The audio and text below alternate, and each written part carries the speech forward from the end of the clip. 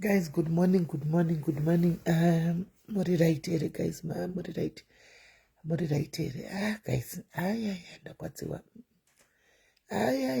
Ndokwadziwa guys, aiwa. Kana guys makumbo aya sana chii zvese mahoko chaiwo waya kana guys ndokwadziwa. Kuti nziro ndakazoita 2 hours ndiri mujimu apo chitangawo. Hazvizonyatsokuda guys. Aiwa hazvizodi. Saka nasinanyatsofunga nhasi ndaita kunzi naFather Diaries hamuindi hazviti ndavata nditi kuti nditene kudai guys kuwa kuti haikona kutena kudai kwakuti ndikutadza kuita kunyangira kana guys ndakagwadziwa madeko ano Father Diaries of Mama Kaita kuno kwamunoenda nhasi hamuindi hazviti nhasi hamutobudi dho iro riri kondasiya ndakigwa mukatika kikapiwa handisvikanzi mozovavhurira kuzvi 11 so ndokwamuchavavhurira handikwa kutochengeta uki ndakavharirwa muno naimikana ndimiwo svika hamuindi musati munotosara mukabuda chete saka ndakangorelaxa zvangu ndirimo kuti pamwe kuda zvipeni zvinokuti ndisirovaimbozvikwiza zvitova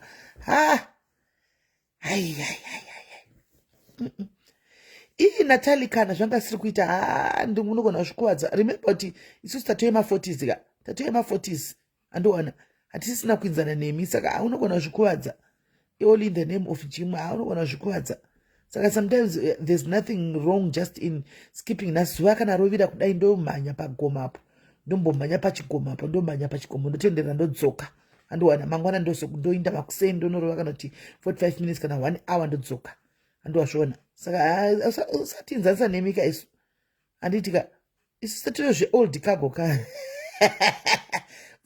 ma40s harisi jokusha verenga kuti 1 2 3 4 5 6 7 8 9 10 11 12 13 14 15 16 17 18 19 20 21 22 23 24 25 kusvika ku40 iwe tasanyasha dzacho dzakawandisa inyasha dzakawandisa imi michero uri kuma30 chako chakuona kuti pane baba kuti chero kutosimuka unogona kana usiri munhu ari active unogona kutoguradziwa nekusimuka ani maona ndoedho yaisunga netambo shumburezi kutora tambo chibhande chemorning gown changu chachisungirira munhu mumathais umu achizvuwa achisungirira kwai zvokuti zvipere ndikanzi kutodiwedzera zvakaoma kana nyasha dzese tinozongomhanya padhuze kana kuskipa yes kana kuskipa aino kuti ndezvaiko zvino chete but pakaipa guys pakaipa saka ndasi ndafitwa house arrest ndirimo animaona ndosaka mana ndavhara angu kamera ndozobuda time chazoenza kubuda time angu ndichingoitoilet imomo zvese pinda imomo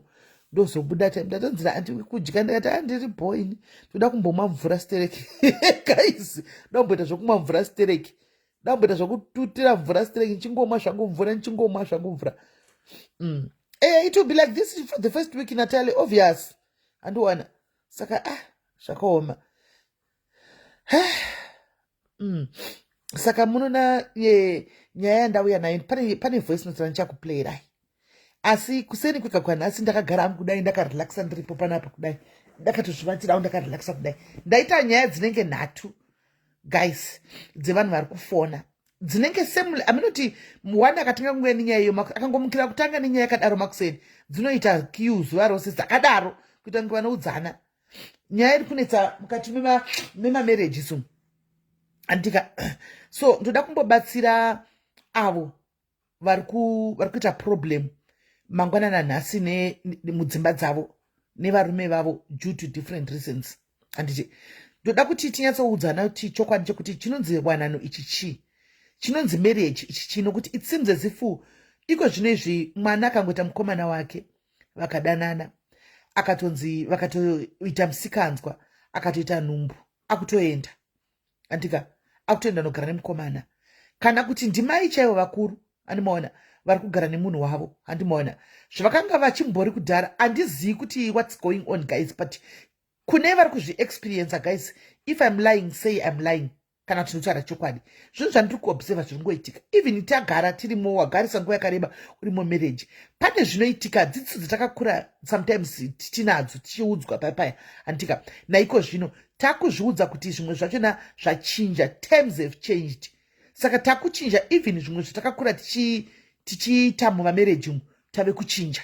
Automatically it's changing also. Handimaona to the point yekuti zvakurwadza kune the other side, kuti zvakurwadza kune the, zvinogona kurwadza kumurume, zvinogona kurwadza kumukadzi, zvinogona kuve both ways. Handiwana, but mumba machona imomo umwe anenge achiti aiwa handika ini handisi kuzomutanga kuti titaure nyaya ishi, the other part achiti nyangwe neniwo futi handisi kuzomutanga. Saka you find kuti mumbamo munopedzisira mave about mukurohwa kana 2 months musina communication over a simple thing. People can't discuss because vese vane pride. Ini ndine pride yangu handingakutangi because ini naifu kuti ndiwo wakakanganisa. You have to start iwe kuapologize kana kutaura neni. The other side also tiri kuti of course yes, but ina ndingauyiwa nchi, you know, and those things now zvakukonzeresa zvinhu zvakawanda. Handi muri kuona zvakukonzeresa zvinhu zvakawanda. So munoona chinoitika panyaya yenhingikiri, hanzi don't overdo it. Yes, ndichamhanya zvangu ndomupe kana dzako ma4455 ndokutenderera pandodzoka.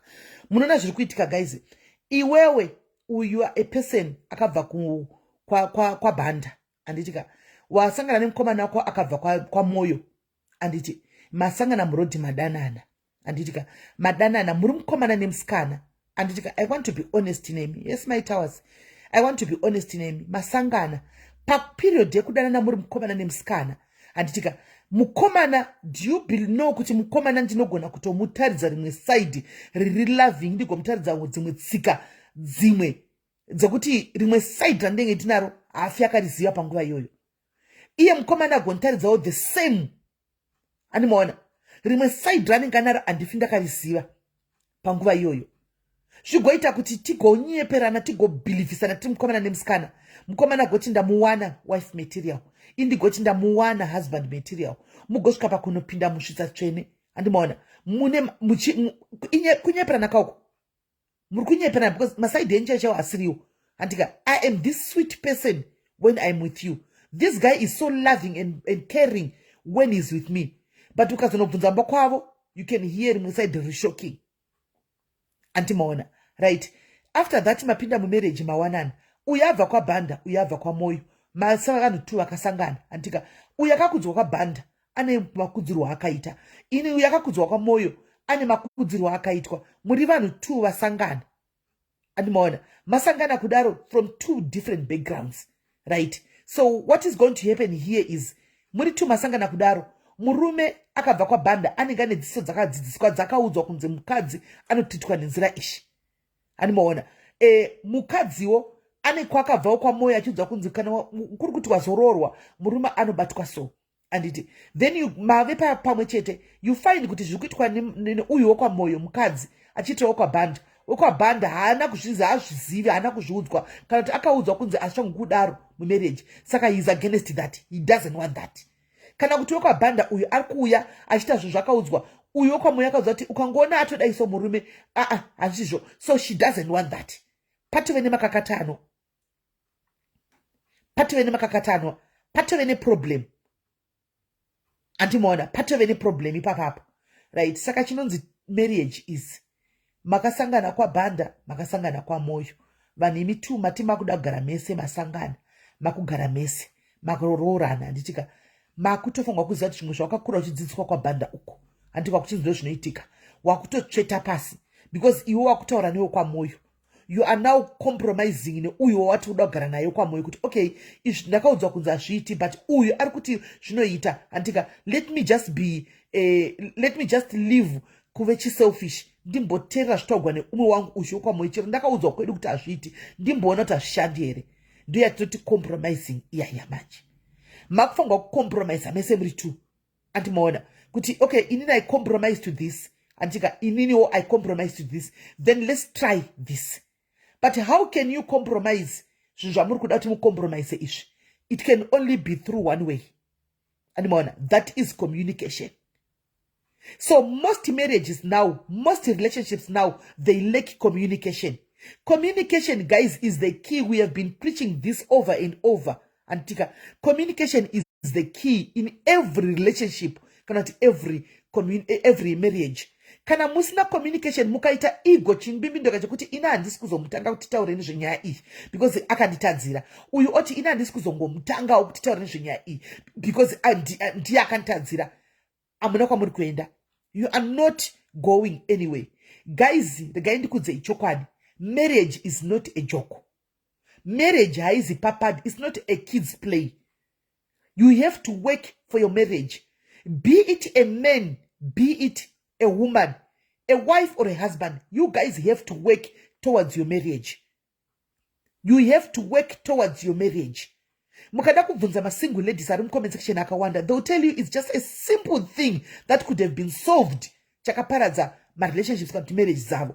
Because umwe akanga chiti ina ndingaudze azviiti kuti nditange. Umwe oti ina azviiti obva achandinyengerera rikani ndiye nomba kwedu. Murume oti ina ndinganyengereriwo ngazvigare ikoko. You see, ikasvika pakuparara marriage. Those small, simple things that could have been talked about, that could have been ironed. Shaka breaker, something that was beautiful. Something that was supposed to be a marriage. Anti maona. Azvinoine kuti mapoto kana tukudi zviya Lizzy. Even vamere vakatororana chako kubvisana mari vave nemakore vane vana 4 vari vese. It's happening. It's happening. Ani maona. Saka ndoda kuti tibatsirane neavo vari mukati memamarriages right now ekuti ari kutonetsa uri kufila kuti nani murume akandihurira akandikanganisira andikosi ndigare naye at the end of the day antika akakanganisira murume wako antika ari mumba imomo hausi kutaura naye kuti unzwe kuti mugare pasi muite iron out unzwe kuti chii chiri kunyatsoitika antika zvii zviri kuitika mukati memba yenyu kati mupenyu wenyu wako ucharamba uchingori nethat bitterness ucharamba uchingori hating antika. As the moment you see him achingopinda padoor, you become angry, you become bitter. Ucharamba uchingori nethat bitterness yekuti andimu paunotongomona you never have peace even ukati andimutangi chete andiona. So be it murume wakanganisirwa nemukadzi antika mukadzi akaita musikanzwa akaenda kupata kanodzoka late kana takana mangwana andimutanga ndimubvunzi chete ndoda kumupata mbasungirire newe murume you never have peace because you want to know deep inside your heart, you want to know what happened to the party, you want to know what was happening party koko, who were the people there at the party, why did she come late, but because of the ego kuti andimubvunzi anofa kutanga kundi approacha iyo titaure newe you never have peace kumba kunonetsa kutouya uchibva kubasa kuti upinde mumba because unenge uchingoti kungomuona fisi kudai that kutofunga kuti chichaita musiya kupati anganani unogona kutovisualize nekuimagina zvinhu zvisipo zvisina kuitika kutoivisualize munhu akatorara neumwe munhu kandi haana wakarara naye because you don't want to sit down and iron out things anditi then koita vekuti situation yekuti probably right now antika you have been having my issues mumba menyu anditi you have been trying to talk one side rinoti ina handidi kubvunzwa animona paunotanga kuti let's have a conversation of what is happening in our marriage or in our relationship. Let's try to solve this thing. Umanotsa zati handidi zvokutaura ini dziriko pati dzakadaro. So how are you going to fix kana to try and mend your relationship when you don't want to talk? Handidi zvokutaura inini. Let's iron out, let's talk about the things that are happening inside our relationship or our marriage. And it's I mean, in the midst of talking, trying to iron out things, and munakubata phone yake, actos Buddha, pamuru Buddha papa chend. Acto Buddha, acto kuta stupid. Do you guys think that relationship or that marriage, survive? You are trying to talk to somebody else in ndiwe. Muna kusumuka nati murume akutaura newe iwe kutosumuka nefoni yako kuenda. All marriages, guys, learn to communicate. That is the most key in your marriage. Communicate. Zvichirwadza. Marriage is not easy, guys. Inorwadza marriage. Inorwadza. Pane pekuti inotochemedza munozviziva, guys. Vanhu vachichema kunge onion. Vakadzi vanochema mudzimba umo. Naivo varume vanochemawo futi mudzimba umo. But avadi kutaridza vanhu kuti tinochema mudzimba. Variko varume vanotopukuta musodzi mumarriage umo. Hanimuona? varimo vari vanotopukuta musodzi mamarriage umu. Varimo vakadzi vanochema, kuchema chakasina kurohwa marriage kuti zviri kurwadza. Ichirwadza kudaro marriage sometimes, antika, you need to speak to your person, to your partner, kuti aine out things. Nokuti ukachema ukaramba uchingochema musi kutaura nezveproblem, problem acho ichasolvika sei? Ichasolvika sei? When you cry and you are not trying to sit down and talk about this, kuti mumwe azive kuti ine zvandizvifarire, inosolvika sei problem? So you see that the problem will escalate to the point where by now avema irreconcilable differences.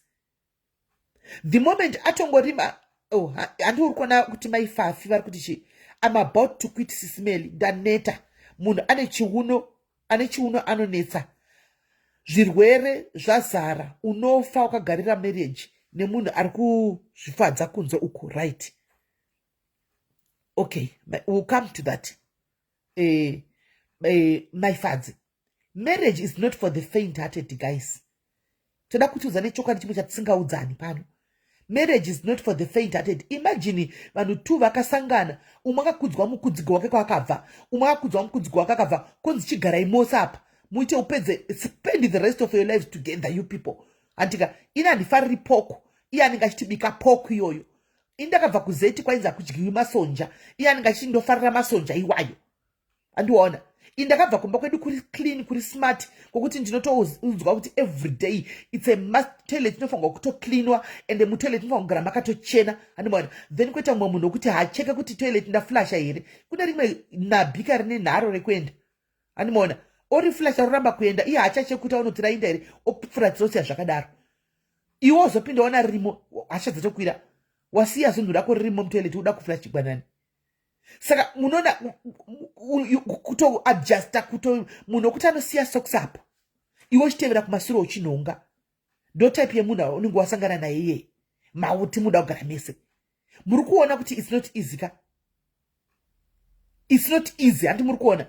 Munhu wekuti ukakura uchitongodziwa isusu kuti kumba kwenyu isusu ukatopedza kubika, unotofa kutosuka mugoti wese apo. Antika, iye anongoti kana musi wanenge ati nhasi ndiri kubika nosiya mugoti racho rirapo. Zvinotokutriga katemba kari mugoti kwenyu kumba kwenyu kwakura uchiudzwa kunzi hazvifanirwi kudaro.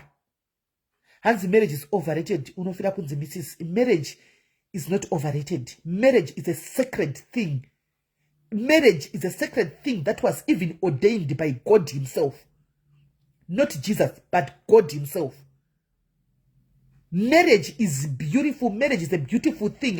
If you meet your best friend, if you learn to communicate, if you learn to compromise, marriage is a beautiful thing. Ukaona takuti marriage is overrated, Linda, probably you should sit down and introspect iwewe paunengo uri marriage paya kana relationship paya kuti what is it that you are also doing wrong? What is it that your partner is also doing wrong? Antika, do you communicate, you guys? Because marriage haina kubva kwatiri sisu. It was ordained by God. It was ordained by God. Meaning to say kuti Mwari vanotoziva kuti zvicharwadza zvichaoma zvachadi marriage imomo. But there are ways. There are ways that you need to compromise. You need to sit down and talk. But in most marriages and relationships now, they lack communication. Do you understand nayo communication? Based on Nyaya nasi 3 zawuya. That is ne voice note play right. Adichika. Communication iri kuleka. 50-50 yainzana mumba. Tinema cases kuti murume sometimes mumba atisi kuramba. Kune vakadzi vanotambira mari yakawanda kudarika yemunhurume mumba. Achitambira mari yakawanda yemunhurume mumba. Murume ane rudo. Animona. Murume ane rudo ane zvese. But pane pamwe kuti hafariri certain things. And then now the husband cannot address mukadzi wake kuti this my mwana. There is no longer room for sitting down to negotiate or to talk because mai vari kuunza more money on the table. So hana say because I'm not saying jairira sha. I was saying jairira inami independent. You don't tell me what to do. Anti muri kuona. Saka pate ne problem papa because murume achakwanisi kutaura anything because mai ndo vari kuunza 75% yemba mari kuti cover my bills. Baba vari kuya ne 35%. Saka it's not balancing. saka maya baba vasisina sei because mumaziso emukadzi murume mukadzi wake handika anongoriwo murume wokuti tinofanira kuita vana torera tese kuti ndine murume but he is useless in the eyes of mukadzi wake. It's a bitter pill to swallow, guys. It's the truth, but it's a bitter pill to swallow, but it's the truth. Andimona mukazotsvaga ma-end results enyaya dzakafana idzi munozviziva, guys. You know some people vanotambira mari dzakadaro handika okuti haachakwanisi chero kuti ati ndomira pasitofi ndichibikira murume wangu because inini ndinounza mari panapa, saka iwe unounza mari shoma bika iwewe. It's not supposed to be like that. Murume wako, whether iwewe you are bringing in 100% contribution mumba, murume wako hana chinhu panguva iyoyo. It's not a reason yekuti iwewe unoti masomo ako hachichaexist asisi murume because hana chari kuofa patable. You don't get to tell me anything. Murume wako murume wako unongomuda anditika unongomuda. Listen to him kana auyawo nechichemo kuti ari kuti chii, nokuti dai mari yako yaigona kungokuti ugare nayo uchivata nayo iwewe. There's no need yekuti ugare nemurume ushu. You can still stay nemurume wako nemari yako. Ngatimbobloka iwe makasiteverega ndingodai ndingoita comment yake timbomubhana zvanasi suspend. Antimaoda, please, vakadzi vane mari. It's good. We say every woman must be empowered, learn to be independent. But sometimes zvinopesa zvaafecta marriage kuti hatichina control, hatichazipe kutaura tichigumira, hatichazipe kuita zvinhu tichigumira. Handiti zvodependa nokuti even iye murume wachona ari kuapproacha mukadzi uyu kuti amuudze kuti ndine chichemo how, because approach yakakosha. Handika approach yakakosha zvakare. Ukaita murume kuti you are bringing in 35% andika woenda kune mukadzi ari kunza 75% woda handizvidizvi anokuteerera here mukadzi ushu. Approach yekutaura nyaya yenyu yakakosha andika. Kana uine chichemo chekuti amai muri kusvika kumbana 12 every day zviri kufamba sei, sit your wife down. Amai ndine kanyaya kawari kari kundinetsa andika iron it out zvakanaka. Handiti the fact yekuti uri murume hazvizvo zvinoita kuti usumudze voice rako nokuti uri murume kuda kuvhundusira mukadzi. Let's be fair here, guys. Let's be fair here. Hausimudzi voice because uri kunzi uri murume uri musoro webosi obva wasimudza zvozita mukadzi yakazopindura bheki zvita kunge ari kukudherera because iwe uri kuya nemari shoma. Approacha mukadzi wako in a right manner. And approach your wife in a right manner. Approach inodiwa. No problem, Tariro. Approach inodiwa. Antimashona. Let's learn to approach each other. Be it partner yako, be it murume wako kana mukadzi wako. Learn to approach them in a very appropriate manner. And kwete kungoti nje chero ndadai otonamwe murume achitobhenga madho kutodii kuti ndini musoro. Guys, hatirambi kuti varume zvakanzi neshoko raMwari. We cannot go against the word of God. Bible shoko raMwari rakataura kuti murume ndiye musoro wemba. Yes, uri musoro wemba. Anditi vakadzi, what are we? We are the necks. Musoro cannot operate without a neck. Musoro haukwanisi kumira kufamba zvatoti hold your head high. Your head cannot stand without a neck. It means kuti musoro unotodawo huro, huro inodawo musoro. Iyo huro yacho haikwanisi futi kufamba ichienda kwainoda kuenda ichiona nzira pasina musoro, because musoro ndo wakatakura mazisoka, ndo wakatakura muromo unotaura, ndo wakatakura zvese. Meaning to say kuti musoro nehuro zvinotonidhana. They need each other. Saka same marriage imomo paita musoro wemba, paita huro. You need each other. You need to meet pakati.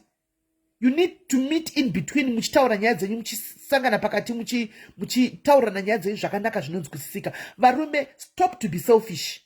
Adzadzenu. Listen to your wives kana ati ndokumbochara nemi. Don't ever think kuti kukwidza voice nekuvhundusira nehost voice antika ndokukontrola mukadzi, ndokukontrola marriage, ndokugona imba yako, ndokurana imba yako.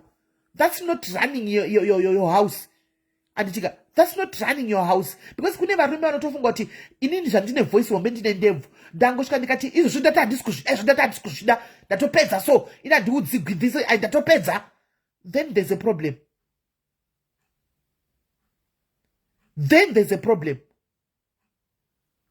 You listen, even kakadzi vako kari kadiki kati titete iori jaindi rine ndebvu handiona. You learn to listen to your wife. She's your wife. She is your wife. She's not your maid. She's your wife. Learn kuti uterere unzo kuti ari kutiwo kudi. Anditi, because ndebvu dzako hadzikuzvariri vana. Voice rako harivatinewo machira. Saka marriage ndeye vanhu two guys. It's a two-way street. Ubwabva kumwabva kutasangana. Zvemari dzako zvokuti ndokora mari yakawanda imboisa pasi pepilo. Mumarriage hamuna izvozvo. Imboisa pasi pepilo. Andika, moita zvokuti muri kuita zvokuti zverudo. Zvokudana, because makadana pasina mari anditi. Maropafadzo, ma-extra blessings anozouya. Maropafadzo yakana mazopiwa. Regai musakanga nokutenda Mwari. Andika, musakanga nokutenda Mwari. Munoziva mira ndikudze ichokwadi chinorwadza, but it's the truth.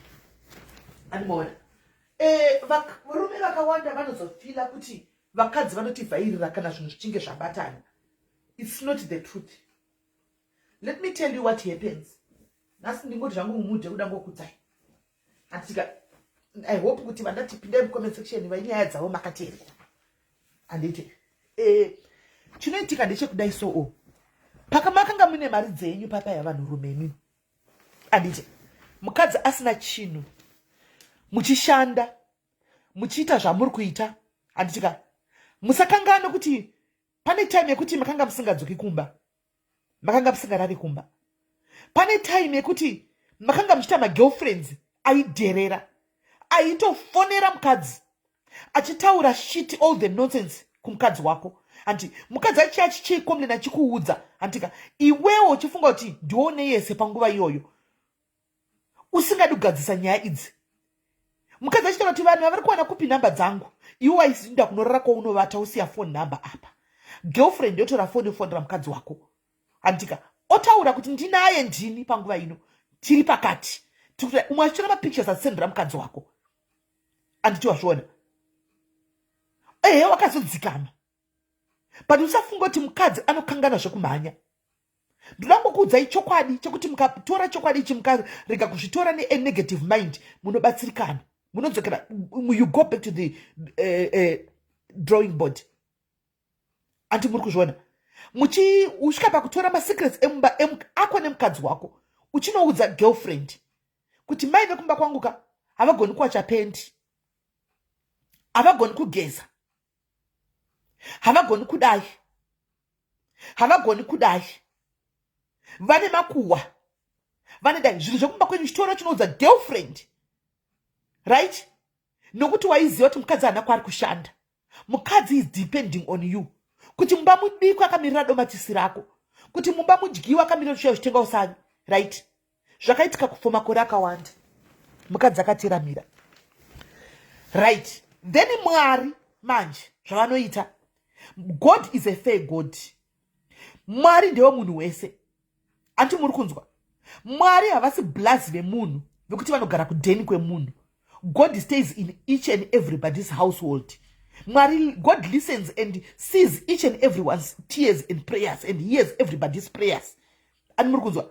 Then there comes a point, and Mwari havana favor. There comes a point yekuti now zvazvinongoita so. Mukadzi angosangana nomwe munhu angoti, look my sister, pari kudiwa munhu webasa apa. Antika, endai ipapo. Mukadzi haana kana qualification, haana chaanacho. Oinda paya, pari kunzi padiwa basa. Osvika mukadzi ogona oimpressa, because zvina Mwari, God is in it. Osvika otorwa mukadzi. Atorwa onzi tokudzidzisa basa. Odzidziswa basa. Oshanda, kudarika kutoshanda basa, kutogona basa, kudarika vagara varipo. Opiwa promotion. Apiwa promotion kudaro mukadzi. Later on, mukadzi akutambira mari yakanaka. Zvinoita Mwari manje. Iwa kanganwa, mukadzi akushanda. Avene basa ribo, mese muri kushanda. Kubasa kwako iwewe manje, konzi takuvhara kambani. Kambani yobva yavharwa. Woita robva. Wadzoka kumba manje. wakuita munhu kwaye, you are now being forced to be a father, you are now being forced to be a loving man because hauchashandi basa rapera. Mukadzi uya wawaihurira, wakanga uchibata uchiona kunge munhu asina kukwana, wakanga uchipa nhamba kumagirlfriends achitukwa nemagirlfriends ako. She is now the one who's working, she's now the breadwinner mumba imomo. Haana kudzinga, haana kuratisa nenzara, anewe haana kustopa kuita majutili wives ake. Handiwana iwo manje hausisina mari yekuenda because girlfriend inokuda uine cash andobhadharwa rent. Girlfriend inokuda uine mari, inoda kuendeswa out. Girlfriend inokuda une mari, inoda kugadziswa musoro. Hakuna girlfriend inongoda munhu anouya akarembedza maoko everyday achingoti ndauya kuzovata newe ndichidzokera. Hakuna girlfriend inoda munhu akadaro. Arimo magirlfriends mumabvunzei vanoda mari. Anditika hausisina mari yaya wakanga uchimbovhairira mukadzi nayo uchienda girlfriend. Girlfriend nayo inobva yaiti bye bye. Handichakudiwo pano hazvichaiti kuti uye akutojambira kunotsvaga she's now moving to the next person, to the next mumwe munhu wanenge achitoti ane mari yake. You are now forced to say pamba paya manje wakuplaya rudo rusipo. Handika kwauri iweweka wakatokanganwa zvawakaitira mukadzi uya uya. Handika watori funga kuti everything is okay, but kusafunga kuti vakadzi havakangani zvokumhanya. Ndoda kuti ndikudze ichokwadi, vakadzi zvinhu zvakaitika 20 years back kana ndakarwadziswa chete, chero nhasi ndikatsamwa ndinozvitaura kuti saka ngamoti paya wakambondidai zvinhu izvo ndezve 20 years back. Ndo zvatiri isusu vakadzi, tinoregerera but hatikangani. Ndoda kuti muzive vanhurume vari mucomment section, ndozvati muripo makateerera makatarisa. Vakadzi tinotiregerera but hatikangani. Ndosaka muchiona kuti munogona kuita zvamunoita zvechihure modi. Vakadzi havabvi vanoramba vakagara varipo. Asi in the next 30 years tinenge tichingozvitaura because tinoregerera but hatikangani. Ati muri kuona hatikangani. Woya mumba muya wadzikambidzi kudai so mukadzi ositanga kuyeuchidza manje kuti unoona gore riya pawakambotumira Messi uchimupa namba uchiti nini, uchimudza Messi kuti ai nini handinaki, uchiudza Messi kuti ai nini handisi bho, ini ndine makuwa, ini ndiri handigoni kubika, handigoni kuwacha bhurugwa. Handiona waiudza Messi ka pamwe kuti mukadzi anogona ngozvifunga so even ari ega. Handiona ungoita zvimwe zvinhu mumba imomo zvokuti iwe unobva watofila kuti ari kundidai because ari kuuya ari kushanda ine handisi kushanda, but haasi kutombokuitira izvozvo. Ari kuitira izvozvo because afunga zvawakambomuitira paya pawakanga mwaiwe. Afunga zviya, angofunga ari one kuti but baba avaka iko zvino kuti vapinde mutereti vachiflasha umuka umu ndiniwo, but inini time ndaiti matomatisi vaimbondiudza kuti shamwari iwe usada kundinetsa wazvinzwa wonei kutamba ikoko. Asi vachiziva kuti ndiri kuchengeta vana panapa handinai kutamba yandoita handishandi, vaikuti wonei kutamba. Nhasi ndiye munhu ari kunditi chakati mufiriji hamuna drink. Mukadzi can just snap like that, she can just snap like that. Obva tangangoti abatana ndijairira baranzwi kati blaza dandonosoti handakwana. Andiona rekani mbodai iwo vototora kuti ari kuzviita because inini handisi kushanda. No, history yekumasuro uko kwakamira sei? Mumasuro uko history yako yakamira sei nemukadzi uyu? Because it will take the rest of your life uchigadzisa mistake yako yawakaita 20 years ago. 20 years ago uchangochigadzisa upenyu wako hwese. If you truly changed zvokuti hauna kuswa pasituation ucharamba uchigadzisa upenyu wako hwese, and you will have to accept it. Mukadzi uyu ka zvandakambomuitira kuti girlfriend yangu izvi zvandakambomuitira kumasuro kwako, munhu uyu achiri kubatikana. Yes, upenyu madzoro. Wona manje ndipo paunenge wakutanga iwe munhurume kutaura mashoko ekuti but unoona so ukundita so Mwari hadhakwi. Aiwa ka Mwari hadhakwi. Handitika Mwari haasi kudhakwa zvechokwadi. Wakaitira mukadzi uyu izvozvo. Handiti mukadzi yana zvaaita. And she's just returning the favor of what you did to her. Pamwe pacho unotombovhera wakakumbira ruregerero. Wataka kuda kublackmaila kuita emotional blackmail mukadzi kuti unoona so inini mari ndichaibata ndichadzokera kubasa rangu, kambani yakavharwa ichavhurwa zvaye kambani kana yavhurwa kukambani you will see emotional blackmail kumukadzi hazvishandi. Mwari vakatoona ndisa vakatomupa basa iroro kutiwo vakati iwo imbogara kumba mukadzi amboenda kubasa because vakutoda kuti ufeel all the heat yakanga uchifilisa mukadzi panguva iyoyo. Antimaona. Saka guys in marriage ka kana in relationships ka, let's try to be fair. Let's try to be fair pa relationship because kana kuine vanhu vanorevenge zvinozorwadza vakadzi. Ndoda kuti vanhu rume hanzvadzi dzangu muzvizive muzvibatisise. Kana kuine vanhu vanorevenge zvinorwadza vakadzi. They endure the pain. They endure a lot. They endure so many things that you put them through. But one day, ranovzoti enough is now now ndakudai. Andimaona. I'm telling you ka even Satan anogara pasaka trauma notes. Anotorama notes. But what I'm saying is I'm not encouraging anybody kuti itai izvozvo. Itai uzvo kuti Satan atore ma notes. No. I'm trying to say kuti varume realize your mistakes. Vakadzi also realize your mistakes. Sit down and talk. Compromise. Sit down and talk. Communicate in everything. Chase chinoda communication. Recently panapa last week tachini nyaya mukadzi akatifaira pa live panapa muchiteerera imimi kuti handichamudi murume uyu, handimudi, ndine boyfriend yangu ini, ndoda kutozodai inotondida, ndine maboyfriends angu ini ndozodai ndakuinda handichadi. You saw that. Ndofunga muso kuti aende makataura tiri tichitaura yedu kachiti munhu hanzwi, haiwa hanzwi uyu hanzwi musiye aende, but somehow aoga ati reality yako chisingaindi ndakutoinda kapanapa boyfriend yachidzima manje phone. Kozvo ndochiindepi nachindi kuinda kumunhu uyu because boyfriend iwo imimi kuvakadziwo inokudawo uri pamurume. Ndakuchinda manje phone yadzimwa uchinyatso ku reality now starts to sink in kuti saka munhu yaenda ndiri pamurume hapana iripo kapa. You now start to come back to your sense wakutaura kuti wakudzoka nasimele wavazivi pasocial media pawanga wachivhara chiti vachikuudza kuti aiwa newambo handidi handakana basa naye ndiri kumbire regere ndidzokere kokuinda hapachina because boyfriend wakatemba naye yadzima phone.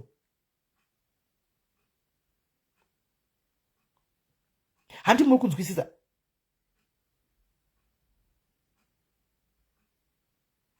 Saka kune vane mamarriage ari sweet zvemachokwadi. They are there. Let's not think kuti guys nokuti relationship yako is not working out, marriage yako is not working out, hakuna vari kuinjira marriages. Variko vanogona kugara pasi vachiaina out their problems. Variko vanogona kugara pasi vachisolve ma problems avo by communicating. Kutorana ndoda kuti nhasi iwewe kumba kwako kana uine problem nemurume wako antika habusi kutaudzana panguva inoi mune problem and yanetsa kusolve because mese mune ego mune pride mese muri tu antika maybe consider this. Chimbotonana nemurume wako kana uine mari, book a weekend away. Book a weekend away. Find somewhere else to go. Pasiri pamba penyu imbobva ipamba penyu ipapa pamuri mumboyentsvaga kana pamwe pane pamunoenda kungoni muri tu nemurume wako mumbosiya vana mungonofurwa nemhepo muri ikoko out ikoko andika muchita guys that me time you and your husband your us time it's needed. It's needed because sometimes kana vanhu varorana, do you know kuti mapinda muchitadzve nemuchidana muchidini, there are some certain things, some certain behaviors that we were doing when we were still a boyfriend and girlfriend that we tend to ignore because we are now married. Those things that spices up the relationship or the marriage tinoshikankana because we are now married takugara tese. Antimaona, you need to book a resort area kuti you and your person imanthe ndiko zvinezvi guys. I'm urging you to do this. Antika find somewhere else to go. Antika mungonecha you and him muri kuti him and her muri ikoko. Antimaona, you sort out your problems muri ko sometimes pasina mburi kudika kustraya kusolve ma problems mumba menyu. Sometimes hamene zvazvinongoita so but munogona kubva yamuri kuti yaramba problems ka moenda kwamaenda uko community weekend muriko pa weekend muchaitaura sure problem yamugotseka mugodzoka makufara munoda bonding time guys. You need this bonding time, you and your partner, you and your husband and your wife. You need a bonding time kuti mumbobuda muri tu, go somewhere private, go somewhere that you are going to enjoy muchimbo nature, seeing shiri dzichimba, just seeing, you know, uya kunombona izvi, you know, you remind each other of that time when you were still a boyfriend and a girlfriend, when you were used to do some certain things that you are no longer doing together now. Animon moita your time muri tu Hanimona ndikwa muchanotaurana ikokoko muchinoudzana ikoko muri tu muchikwizana makumbo enyu muchipinda kana kune swimming pool muchipinda muswimming pool kana kuine masaji muchitika murume apa iwe apa muchimasajwa muri tu. You need that time guys. To those married people and those couples vanogara vese vane serious relationship, you need that time. Munoida time iyoyo, munoida time iyoyo. Tsvagako kuenda mukadzi, surprise your husband if you have the money. Tsvaga kwakachipa kuti munobhuka munoenda mumbonodya different food yamunomboseviwawo. Animona muri koko kwamunenge muruko. Kana muri hanzvadzi muri comment section handika muri kuziva kuti makatomesa, you messed up things handika big time mukati mupenyu wenyu. Itai kuti muende, tora mukadzi wako mumboenda. Kokusiya vanhu hakushayikwe. Hamungati hamuna kana hama kana chi. Find munhu hama uya mbosara nevana weekend ndoituda mbobuda. And go Friday, come back on Sunday. Mumbobuda muri tu. Mumbonobonda. Muno aina ma problems enyi ikoko. Go and try to talk ikoko kusina kuoneregwa. Kusina kwa musina kujaira. Moenda ikoko. Monodzidza muri ikoko. Endai munotamba kana kune mabhiza kwira ibhiza wani umwe pamberi umwe kumasure muchi, you know that time ya inongodiwa. And muri kuona so that you bond. Most marriages the bond is no longer there between a husband and wife. That bond has been broken. But people are now staying together because tikutya kuti kunyara kuti vanhu vanoti kudii kunzwa kuti ndave single. Vanhu vanoti kudii vakanzwa kuti ndakugara ndega ndakadzinga mukadzi kana ndakadzinga murume. Andi muri kunzwa bond hapasisina, takungogara tse because pane vana. Hatisi kungoda kuti vana in most marriages ndo zvavepo. In most relationships ndo zviri kuitika. Bond chaivo rekuti bond riya rekuti mumwe wako asipo nomusuwa kuti ari kusvika nguva hapasisina ndoti dei zvazvainda ngazvinde. Ndikunyepa here? Ngazvibude zvinde izvi. Ndikunyepa here? Kana tava mumba ndizvozvo kutambisa mari tichimboenda here kunodi mari iyoyo ndogona kuto. It's important. It's important that you bond. It's important that you play chikudo chamaimbotamba muri mukomana nemusikana. It's important kuti mumbotamba chiwande wande mumba imomo. It's important to buy playing cards. Takura chitamba playing cards game 7 ino yainzi kudiya mam 7 yemajokai. Play those cards, the two of you. It's important that you gossip, both of you, murume nemukadzi. It's important kuti umwe asikira achiudza mumwe zvaitika kubasa kwake, umwe achiudza zvokubasa kwake. It's important muchitombonyera. It's important to sit down and watch a movie together. Just watching a movie together. Sit down and find an interesting, munozati mumwe wako anofarira ma-action. Antika, sit down, find an action movie, an action-packed movie on Netflix, watch the movie. It's important baba kuti chero musingafariri kujima. Hanti one day ingoti mama nasinoda mumwena unojima nemi. Hantika pfekeiwo mateki mumhanye murodhi namai. Kune vakadzi vanofarira zvokumhanya stereki, vanomhanya ma 10 km 20 km. Hantika unenge uchingotevererawo uchingofemereka kumashure. Show support chimwe chinofarirwa nemukadzi wako, chinofarirwa nespouse yako. Hantika baba vikoko vanobvunza kuti weekend yega ndinofarira kuenda kuno madoro kubhawa. Vakadzi antika make it chimwe chinhu chamunofanira kuisa pamapriorities enyu. Antika imboita weekend yekuti you dress like a bitch, go out with your husband. Anditi go out kubhawa kune murume kuti nhasi ndoda kuenda nemi kubhawa. Antika dress like a bitch, go with those small things izvozvo. Guys, remember you are doing this for yourself and your marriage and your husband. You are not doing it for the people, the eyes of the people that are watching. Go there and enjoy with your husband. And now, dancing floor, join him but dancing floor, get down with him. Moreover, you are with your partner. You are with your partner. Go there, pakati papo, go and get down in Nyaya, pakati papo, uchitamba. Those small things. Imana baba, imbo perekedza vakadzi venyu kusaluni. Just going with your wife kusaluni, nosvika unogara wakamumirira achirukwa. Gara mumotikari. Wakamirira achikwana kutogara pasaidi apo achirukwa achitwa nzara. Kuti inoona soti mborukwa istaira ichi. Animona, zviri important. Mudzimba dzenyu. Vana baba imbowana time yekuti kuna mai garai pasi ndimbobika, sungirira apron. Umbobikira mai vakagara pasi. It's important. Yes, dress like a bitch. When they go take out bum shot. Who says married people cannot wear bum shorts? Who said married people cannot wear mini skirts or mini dresses? Who said so? Hauna iwe mrume wakachizvitendera ka bozhe kuti bozhe, forget about ask teachers okujaja. No, ndezvomba mako izvi, because people will always judge. Wear that ingai koko wakapfeka izvozvo, wakaisawo lipstick iyoyo, nokuti haungaindi nemurume kwakuti ndikuda muperekedza kubva wakapfeka zilong dress rekuti akati get down tangu ucharitsika ukadona mumbawa imomo uchitamba nezilong dress mumbawa. Kana asingadi kuti upfeke matrousers, it's fine, you can find something chinenge changodai wopfekawo long dress yawapinda nerume yamai mwana. Kana figa hadzibudidzi, varume dzimwe nguva ngada kungoona figa yako iyoyo, kungoona garo iroro so handiti maona. Imiwo varume dzimwe nguva vakadzana vaida kungoonawo so uchingotendera uchingofamba famba pamberi pake so usina kupfeka, though body dzenyu dzisinganakidzi kuona henyu musina kupfeka hadzinyanyi kungoita so kana makashamba vanhu mameno zvamungori kana makashamba, asi sometimes vakadzana vaida kungoona izvozvo. Antimaona. So we are trying to change that mentality as men yekuti kwa mukadzi kaindina haindwi naye kubawa. You are missing out. Anmona, on a lot of things. Those things are even separating you, putting you apart. Because you don't want to do those kind of things. Makapujona tvarima vamwe meno zvavanongori so kana kacha meno zvavangori.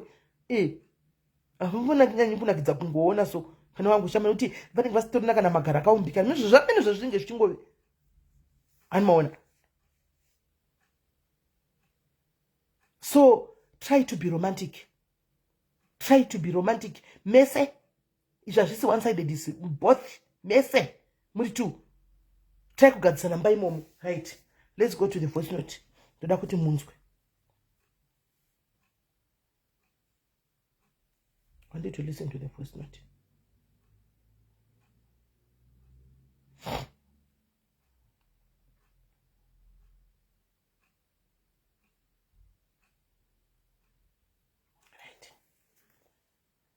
Ndiwedzere volume nyatsonzwa because speaker riri kustart uko.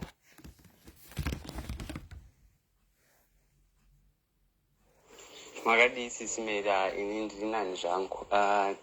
Ndine nyaya yandakanzwa muchitaura ndiri fani renyu ndiri mudiaries ndinoteera via YouTube because nguva zhinji ndisiri panetwork ndoshandisa network yekubasa because foni yangu inorowa airtime.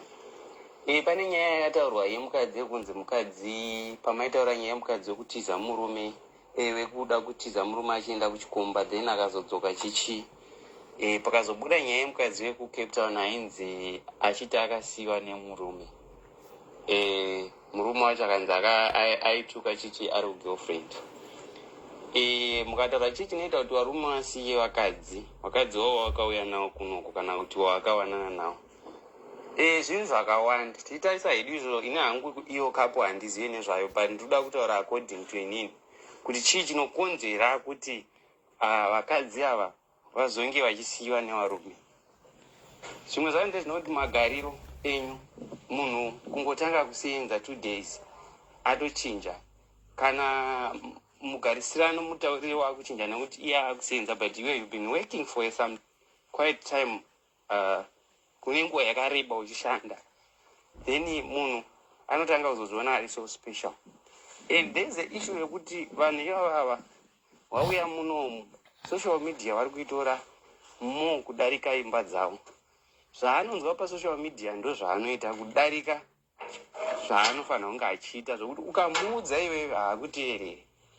N'anga dzese dzabuda mumasocial media anda kuendako, vaprofita vese vabuda pasocial anda ndakuendako. Vamwe ndevekunyepa, vamwe ndevechokwadi, but semunhu unotanga wambofunga kuti ndoda kuita ndezvipi, ukamutsura ipapo haateereri, mumwe munhu haakuteereri. So chinoita kuti varume vazobude kazhinji kacho sinoti kuti pane pamwe pokuti munhu agara hake ari kunakirwa nekungoda kunyenga-nyenga, pane pamwe pokuzotiona kuti nandiona hangu munhu anofadza kunze kungoti ndikamutaurira anonditeerera, because kunze kuna vari kudzitsvaga dzimba idzi dziri kushanyirwa nevamwe varimo nhasi wachiona unge wakanyanya nekuti vane vachifurira magurumu haini ndakanyanya ndakazomudai. You can find out kuti vakadzi vari mazuva ano achiudza kuti wangu ndakazomunyima ndakazodai ndakadai. Kungomutsura kanhu kadiki diki munhu autorara akapfeka waibata. So zvinhu zvekuti vakadzi havazvione izvozvo kuti zvinotanga zvinombohwa murume hafu kusvika panosvika time yekuti zvakura kuenda kusvika extend yekuti kana kutoramba uchateerere zvangodai zvakudai hazvishingirike izvozvi. Kunze kune munhu anenge ari standard ari kutotsvaga munhu wekuda anokupa respect wobva wamuona. Ende chiri kuitika mazuva ano vakurume vacho vakazvitarisisa haasi kuenda nemukadzi ari pasi pemukadzi wake dzimwe nguva, ari kuenda dzimwe nguva nemunhu atori muhombe kwaari. Because you find out munhu iye amachuwa indeed akuziva chii chinonzi upenyu, akuziva chii chinonzi murume. Kana achiuya mumba achitokwanisa kuuya kumba achirarako aswera sei maswera sei muchitaurirana muchifara yatoimba. Munhu andoona unotoona wakasununguka kupi ikoko dhani kumba kwako kwokuti munhu anenge angori nemamudzi kungomutsura chinhu one yatohoho iwe ndiwo unotozonyarara ngemukadzi uchidzivirira nyaya yekunzi uri kuita mhezhonga nemukadzi. Ndinoona kuti kune vakadzi vekuti nhasi uno ari mukadzi wako ukarara naye musina kubvumirana anoti irepi magumburisana oti pamwe zvapera woda kukumbira mumakumbo obvanzi akandimanikidza. Munoziva here kune vamwe vakadzi vekuti ari muno but ari muno muchigara mese kudai so chake chaanenge achingoda kubenefita from murume.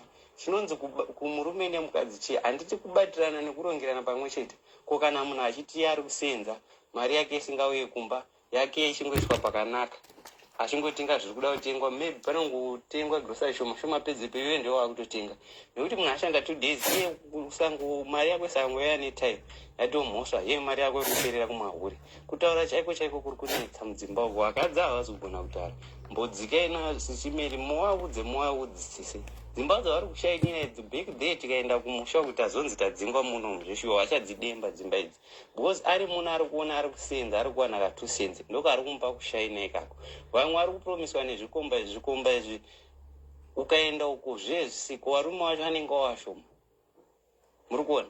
Asi inini chandiri kuona hangu saidi kwangu situation iyo ndinayo ndiri kutofungawo kutsvaga kudai ndatsvaga chii munhu anondida because zvandakasangana nazvo zvehombe hazvingaita kuti mawirirane nemunhu kunoku mafunga kumuroora pakunomuroora wobva waenda matogarisana kunoku matombogarisana munhu atizhira pakuenda kumusha kwenyu onzi munhu iye haakwanisa kunosvika kumusha menyu nekuti haana kubvisirwa. Apa makatosangana kunoku mama kutogara mese matone makore muchigara mese woteerera mitemo yavo. Wateerera mitemo yavo wonoroora muchingopedza kuroora imi muchiti regai tiende kunoudza vabereki kuti mafambiro takaita musati masvika munhu otodzokera kujobek otoenda kubasa. Kana ndimiwo kana one day inotaura munhu iyeye kuti sorry pane zvakaitika tichazodzoka tichazodai kana kuti ndiri kuronge muupenyu chavo kufunga kuenda out kwauti hatirambisisi meri kunoendwa asi out kunoendwa ndokunge mune zvamuri kucelebrata kana kungonochila henyu mune something chamuri kuronga muupenyu. Noti mukadzi anofunga nyaya out, noti mukadzi anofunga after party, noti mukadzi anongori after kuzvifila achingozvikoshesa iye asingakoshesawo somebody ari married to. Saka nyaya yekuti hanzi varume vasei vari kusiya anoona kuti it's better ndiende kune runyararo pane kugara ndiri muhondo tichifira itato yekuti ndakaroora ndine mukadzi. Iyo vari umwe wacho vari mudzimba vari kumbozvibatawo sei. You can find out kuti mukadzi wemunhu anoenda patiktok achitaura zvinyadzi but iwe une family iri ipapo inogona kunge iri ipapo ichazviona.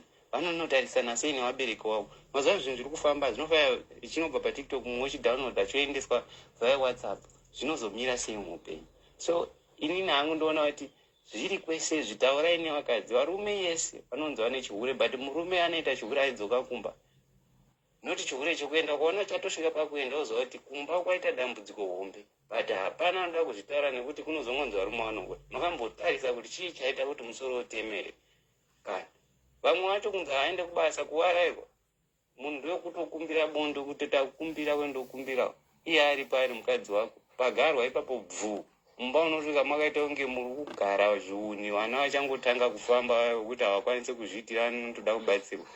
Iye munhu kana iri shena ishena iye akazoti mavideo patiktok akazoti masocial media akazoti anaziva kuti ndo basa iro munhu utadza kuita zvinhu zvinoita kuti mangwana uonekwe. Mukadzi munoda mukadzi ari challenge yekuti toda kuti tidai ndikuda kudai nekudai toda kuti tiemba yedu yakadai, noti munhu anofunga after party chete. Right. Chekutanga gainditaure ndichiti makandida vhicha mboko wati it's one-sided. I think wasvikira pakati wapindira pakati. You haven't heard from patatanga. You must go back and listen to the life payatanga usati wangopinda ubva wakomenta pawanzwa iwewe. Anditika I think from the word go tauya ndichitaura ndakamira pakati ndichitaura kuti haisiye varume haisiye vakadzi. I am both. Varume so vakadzi so I am very much in between.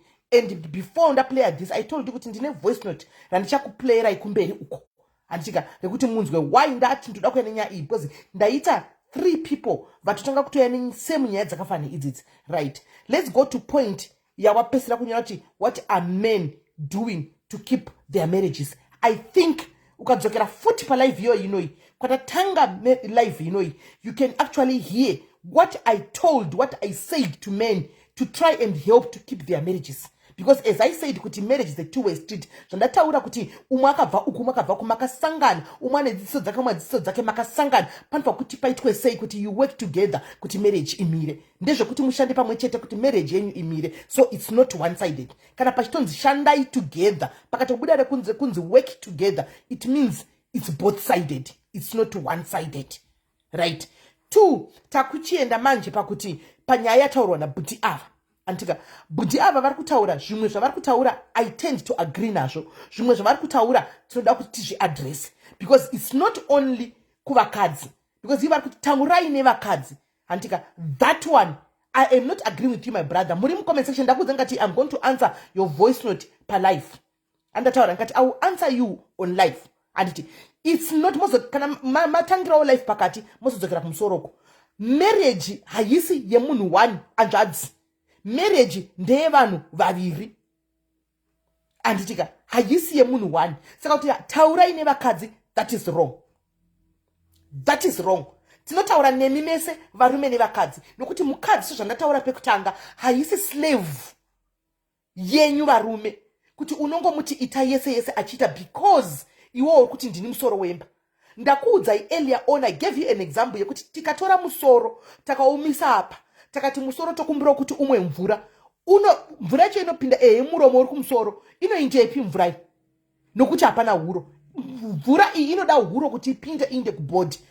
Mukadzi ndiyo huro yachona. Huro yachonawo futi hatigoni kuitora toiti huro mira apa inda kukicheni ukononitorera kapi yemvura udzoke isina musoro because musorowo ndoone maziso ekuona anditika kune kicheni.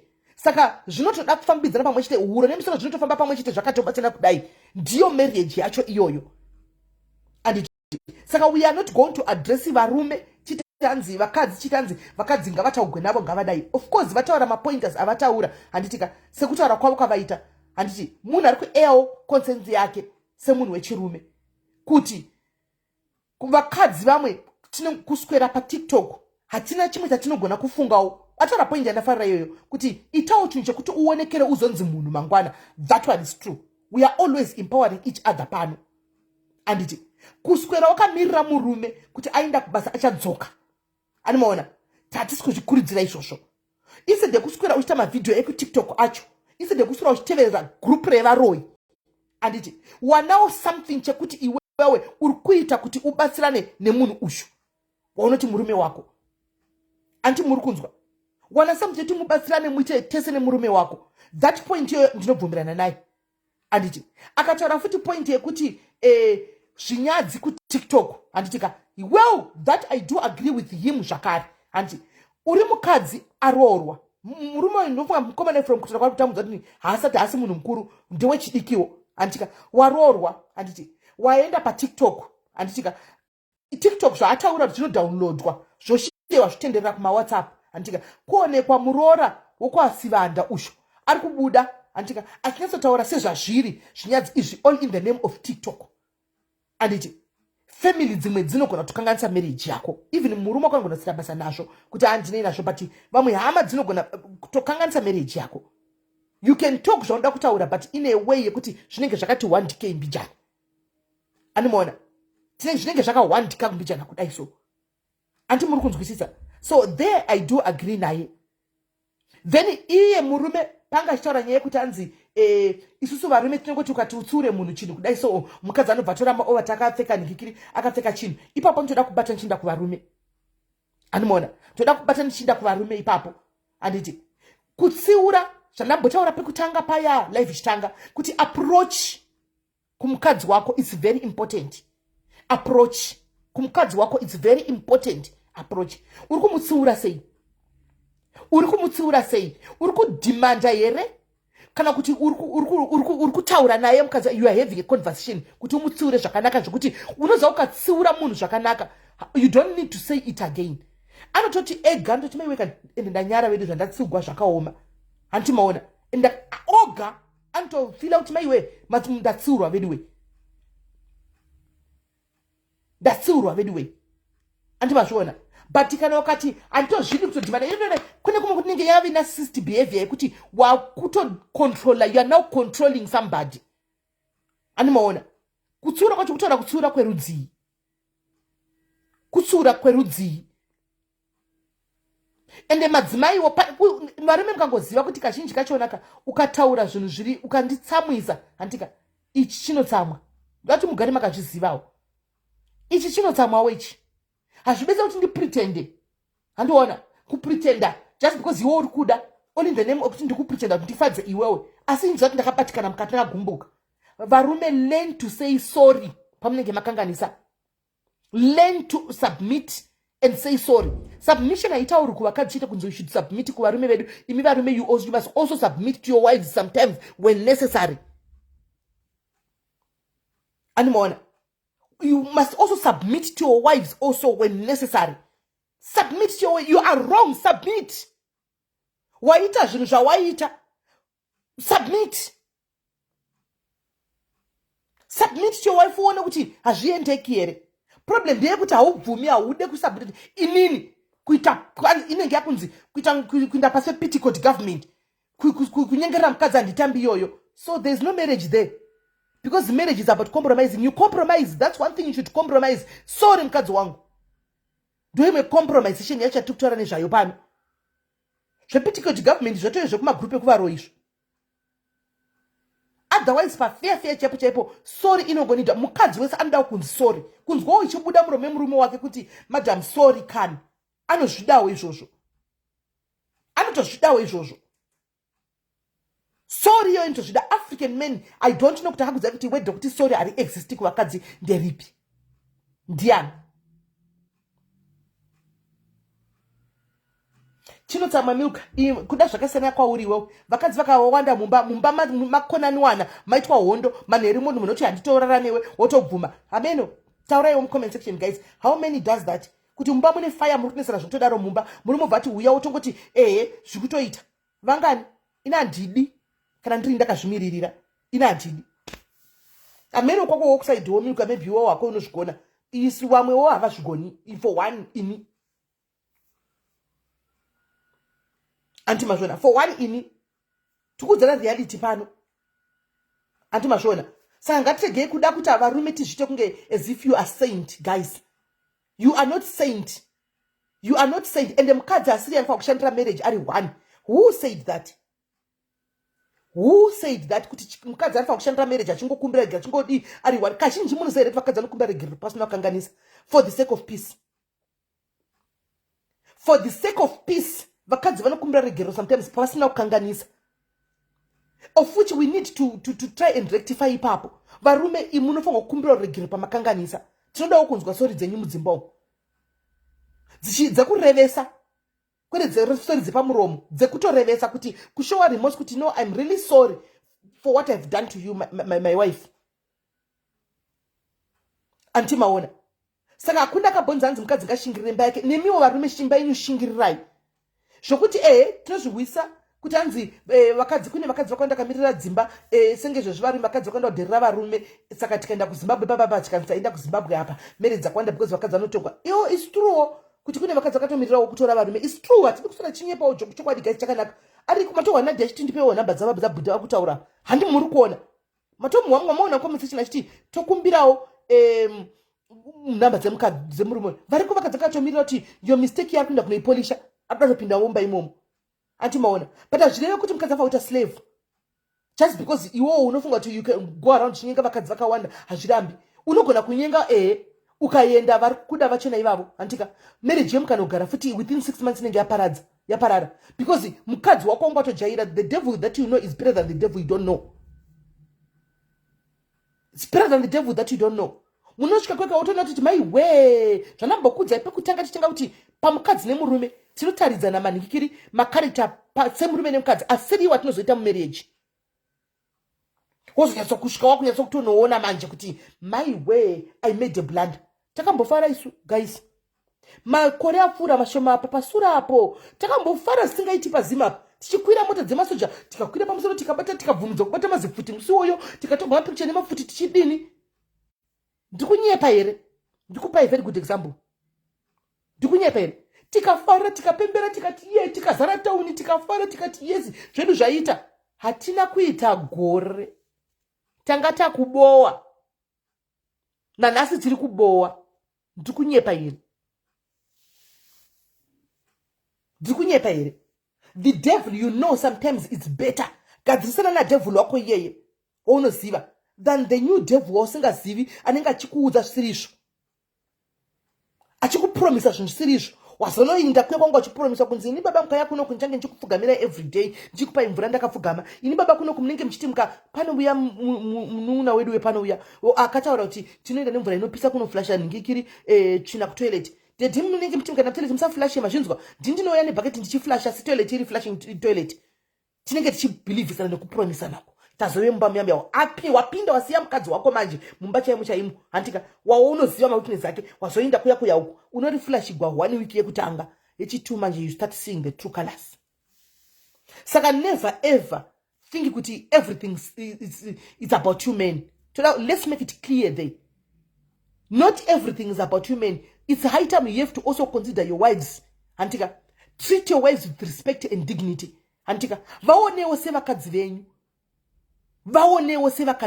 Because there's an era now when a husband sees a girlfriend antika kunge ndiye mukadzi wake and mukadzi akonga kunge ndiye girlfriend panenge pato ene era ipapo, and that is happening. Kuti murume ari kubvunda girlfriend uko anonzibika anobikiswa asi kumba ukakosha kuna medium kudai so anotoona mbwa angachida kutorova chako chaiko. Hanimaona kuita kurindwa mtoilet uchita tsvina ne girlfriend tu usati wapinda mumairi wazobuda mba watakura big waenda. Also, you have to two colors. So, varume, everything does not revolve around you. And marriage is 50-50. It's a two-way street. Umar vaku left, umar vaku right. Tukunoti devilish pakati. Tukunoti dino sangana pakati. Anti murukunzwa. Tukuno sangana pakati. Pani point yatagwa na bude kutanzi mukazi anotora marese mumbamba iyo ma social media pabuda sekuru ningi nasi wamanya mangwana kwabuda profita ningi mangwada wamanya kana muri mai vakadaro pano kana turi partner yakadaro ndokushaya order kana uri mai vakadaro nasi kwabuda sekuru ningi wamanya mangwana kwabuda sekuru ningi wamanya mangwana kwabuda mforo nemari yemumba mumba at the end mwezi unonopera musisina kana chekudya mumba unonopera mwedzi musisina kana chekudya mumba because ukutevedzana nenganga dzakaona pa social media. Kana wakatodaro rume vasina kurongeka mari yauri kutora uchitevedzana nenganga pa social media nemaprofita ka tora mari iyoyo utenge kuita musiko wematomatoes uise pagedhi uri kumba kwako ikoko uyorongedze pagedhi unoti anoda kufamba guys kunotenga mataxi rank uko matomatoes uko ku taxi rank kana kuti kuspa uko kure uko ndiani achisiya pa corner panozati pane madomasi aripo pa corner chakasiyana chidomasi antidomasi.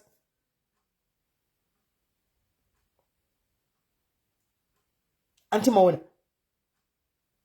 Saka not everything revolves around you. Nesiwo madzimai ngatirongeke nemi vana baba rongekai. Handiti kuna umwe murume anotakabata mari guys ndikutaura inini ndakudza kana ndikutaura side here. Tell me, maybe ndikutaura side. Tell me in the comment section. I'm trying by honest to be neutral. Ndikutaura chokwadi chechecho ndikutaura here side guys. Am I not touching? Am I not neutral? Taura chokwadi. sati ndaenda mberi. Am I not neutral? Ndigare ndaziva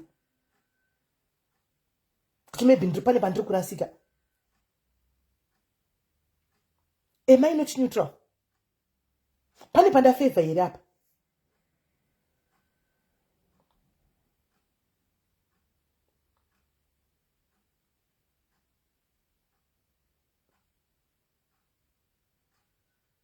Pane pandafavor.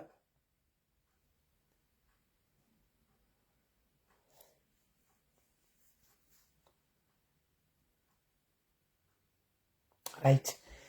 Kana ndiri neutral bo anditika kana tiri kuti vakadzi musaenda kunotora mari dzemumba mupinda panganga dzamaona pasocial media dzichiadvertiswa anditika nokuti kusarongeka nemiwo varume kusarongeka kutora mari yekuti kana watambira mari unoviga imwe masoksi wosvika kumba necertain amount of money kuti zvinhu hazvisi kubalansa indo mari iripo waviga imwe masoksi kudhara hakusi kurongeka ikoko. Because munhu ari kuvigira mukadzi anotoziva kuti mumba muri kunidha chichi nechakati. You don't know what is needed mumba. Gusari tikakuti mari inotenga gusari remumba munhu rume rinopedza mwedzi. You can't buy. You don't know what we need. Iwe unongogona kungodya, kungovhura fridge anytime uchitora chaunoda, kuvhura pantry anytime uchidya chaunodya. But kuti zvabva sei, zvatengwa sei, zvata costing mari. Guys, do you know kuti right now the cost of living is high? Do you know kuti even food is now expensive? Kudhara waiti ukaenda ne1500 wainotenga gusari rakawanda. Iko zvino a family of 4 you need to go wakabata 4000 unotenga gusari rekuti mwedzi upere. Am I lying? 4000 munhu womukadzi kuti gusari rinyatsokwana nyama yega iri kurova pasi petsoka usavi hwemwedzi. Ndosaka tiri kuzopeka nyama yedu mapex. Aripo here uya achiri kundikorama zvokuti ndinongotenga zinyama, ndinongonombora zinyama, ndinongoti mupoto kana titi we are budgeting.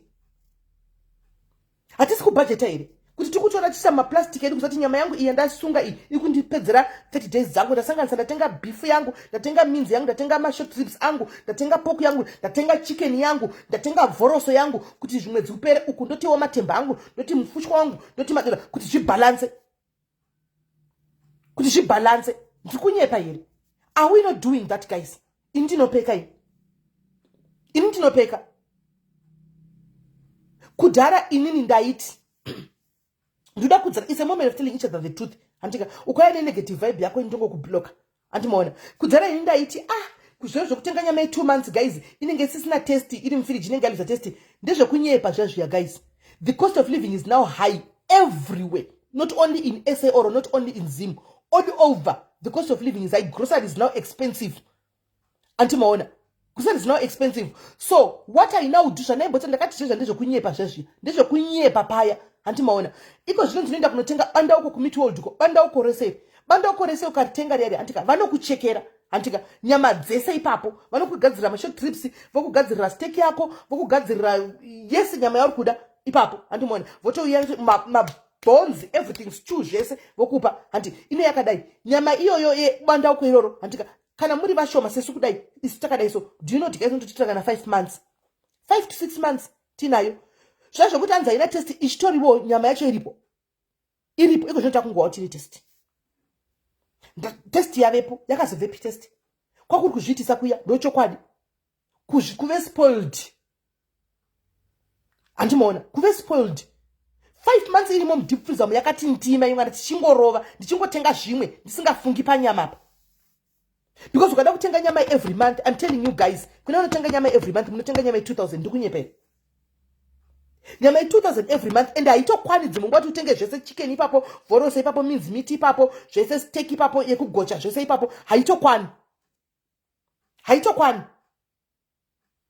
Sa ukanotenga bando kurera ninge chita 6.5 yoyo 6 months 5 months unayo nyama ndaseva pana kuti ma 2 kana 2.5 every month isingapedzi futi mwedzi wakuzopedza mwedzi wakuita zvebeef zvebeans necabbage. Antimaona zvinobatsira saka grocery rakudhura but murume ndipo panoti atambira mari yake. Antika watambira 20000 yako uri kuinda kumba naye antika murume otanga bvisa mari yanobvisa otanga aviga mari oya nemexis kubasa ndakanchikwereta ningi saka ndakazomdzosera mari yake ndakazokwereta ningi wongochi mukoto wangu chidi because everything is there ndakazodai ndikazodai mari yavigwa iwe ndipo paunozoona kuti pakati pemwedzi imwe kutaura kuti ishi hatina kana mari anyway zvese tinazvo mumba handika but magetsi edu anenge akupera handi tauda kuwedzera magetsi munhu anenge achiti handina kana senti mai vanje vanosungirira ka mukadzi anosungirira vanenge vane zvimwe zvimari zvanenge vakaviga pasaidi zvisingazikamwi nevarume handimaona zvinenge zvasara pamagrosari paya handimaona right zvodaro paya ona mukadzi asungira but unoona murume handisina kana senti handika but doro ari kumwa everyday kune munhu anotengera cost of living yaveko mazano guys kune munhu anomwa doro everyday anotengera munhu doro everyday here let's be honest kune munhu anotengera doro munhu everyday here kana kuti mari inenge yakavigwa ishi saka kana uri kutsiura mukadzi kuti rongeka usaenda kun'anga usaenda kumaprofita epasocial media iwe murume rongeka andika uya nemari uiti brr apa muronge namedhem andika medhem havakwenyini mari yedoro yauri kuda medhem achakuti right dedi pamwe sedoro harisi important it's not a necessity andichika isi chetamira pakachipa maspecially kunana shoprite wotengwa dori yaro yariswa mumba handika woputa chitoro chimwe hako handika vokupa kana tika pocket money kakoke pa 20000 apa utora ito iyi dedi ndo yenye mwezi 2000 medhem wotora 18000 wokava ma problems ese mumba saka nemiwo varume rongekai apa I'm responding to this voice note nimona saka nemi varume rongekai ma unnecessary expenditure munozati it's very expensive to have a girlfriend. I want to be honest with you, sorry you my girlfriends, but it is the truth. It's very expensive to have a girlfriend. You are married. Because girlfriend, mwezi uchipera, ili kuda mari yayo. Ari kuda kugadzikwa musoro. Ari kuda grocery rake. Ari kuda kutengerwa zvanoda kutengerwa newe. Because uri boyfriend yake ndinongo chirarawo naye. Uri boyfriend yake. Kumba kumedhe makamirirawo vanoda kuenda kuchikoro. Kuri kudiwa mari school fee transport. Kuri kudiwa mabhuku. Kuri kudiwa school fees. Kuri kudiwa bhadhara rent. Kuri kudiwa bhadhara magetsi. Kuri kudiwa chikafu. Kuri kudiwa mvura. Kuri kudiwa petrol. Kuri kudiwa chakati. Kuri kudiwa bhadhara dishi. Kuri kudiwa this. It's expensive to have a girlfriend. Kana uri wanga usina mari, please don't do my girlfriends.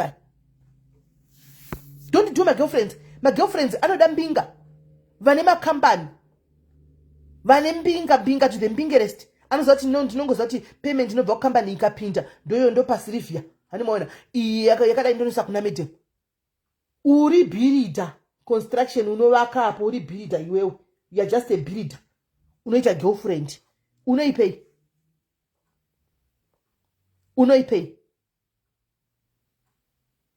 Exactly sekai murume kangwara panotengwa grocery remwedzi namai anobva taura nditengerewo 3 ma 24 pack angu muise mumba period.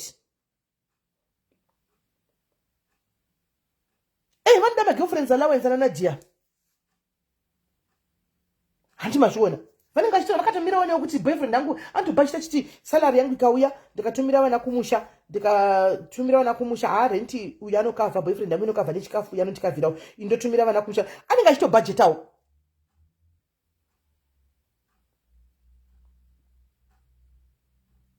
Handi mazviona. So let's be realistic guys, marriage haisi kids game and it's not easy. It's not easy marriage. And that's why you see sometimes you men, you are failing to control vakadzava now. Because from the word go, foundation echakagara yakatanga pasina communication, you can't now. Wakuda kutaura now because hauchashandi wewe. Kana tiko zvine zviwo zvakakumirira wrong. Wakuda kuti uda kurizina. Akazviteereri manje zva 2000 izvi. Kana tobuda world wild west. Akazviteereri izvozvo. Anti murikuona. Learn to love your wives. Varume. Learn to respect your wives. Learn to compromise in marriages. Both varume nevakadzi. Compromise in marriage. Communicate mu marriage. Mese varume nevakadzi. Handi murikunzwa.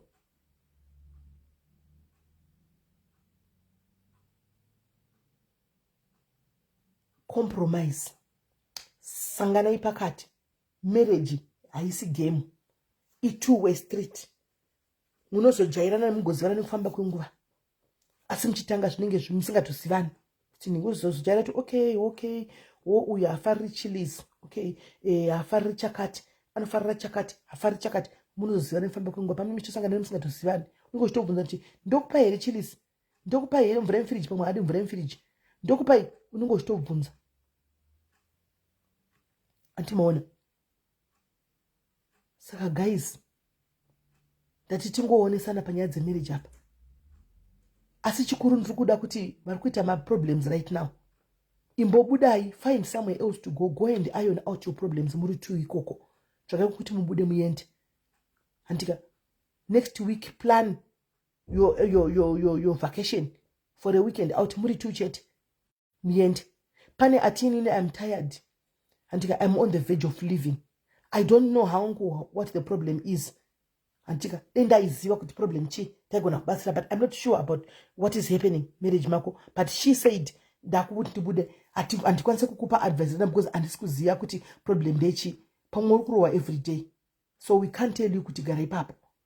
Andoona pamwe uri kuvigirwa mukadzi uchinzi buruka pambedha ndivate pasi, we can't tell you kuti gara ipapo. Hatisi kuziva kuti dambudziko rako nderei. But what I can say ndakazvimirira is all the best, my sister, in your decision.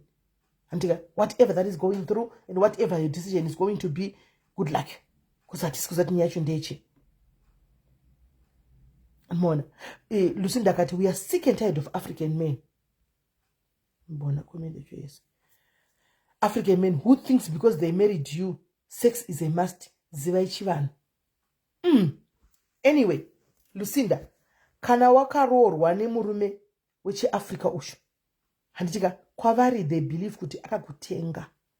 And achibelieve kuti akakutenga, handitika, ndiyo kukura watazikura chiudzwa chiziva, ndiyo yai culture yekunzi murume pangoda anofanwa kungoita zvada because muviri wako iwe ndiwo murume wako. Panenge achingowakuda anofanwa kungomupa. Ndozvatakadzidziswa izvo. I think generation even iwewe Lucinda ndokumazera kwacho ikokoko taidzidziswa izvozvo kunzi murume harambigwi. Ofuchiko zvino we are now exposed kunyazona kuti aiwa sometimes body ninge singadi haisi mhosva. Mandiona kuti kana ndisingadiwo ndinzwisisa ndisikuda. I'm not in the mood. Anomaona. But chikura zvisho tezvo takakura chiudzwa kunzi murume harambirwi. Chero akabva kupi ngompa. Andiona. Chero wakatsama mupe. Takazozviona tega isuti haya ine mazviya hazviiti kunzwa wakatsamwa mupe. Unomupa sei wakatsamwa? Anomaona. Saka panotora nenyaya hanzi vhurai maline. Maline ndiro public number yangu ndiyati kushandisa seline masivana. Anomaona. Saka whoever wants to call in can call in. Sezvo ndiri pa house arrest can call in and say I can spare 30 more minutes. Tinzwe. Antimaona. Andimazviona. Tinzwe kuti zviri kufamba sei. Kwai unoti watakapfeka ndinotopfeka shoti kana ndakagumbuka kuti wote ndakapfeka zishoti rangu rejini futi kuti haumbori bati zishoti iroro. Ende zisimba raune zvinoita mukadzi akatsamwa kana asingadi kugunjiwa unoita kurafugwa roko rikanowirako. Yes. Kusara chokwadi panapa tikutombotaura zvokunyepera. Zvakafanana nekuti mumba mune nzara guys. Mumba hamuna kana chikafu hamuna kana chi. Baba vouya havasi kutomboya nechikafu kana chi mumba. Voya achiti kwai isu mvurai ndikwire. Guys. Bonde makambona richinakidzana nezharai. Makambona bonde richinakidzana nezharai mune nzara mose kwai uya ndinyatso zvinoita. Kuti unoda makaguta. Unoda makaguta anditi. Ungarivhura gumbo ipapa une zhara. Hatidi kusara chinyeperana guys. Zvinhu zvezvia zviri mumind, it's in the brain. So if the brain is not clear, guys, if my brain is occupied, hapana chinombonakidza ipapo. Hapana mudzi inobuda. Hapana mudzi inobuda. Because everything is in the brain. Amona, everything is in the brain. Sexy i brain zako. Sexy i brain zako.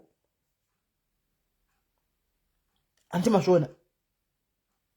Saka ndakufona guys. Ndokutora about 3 callers cheti nobva ndainda zvangu.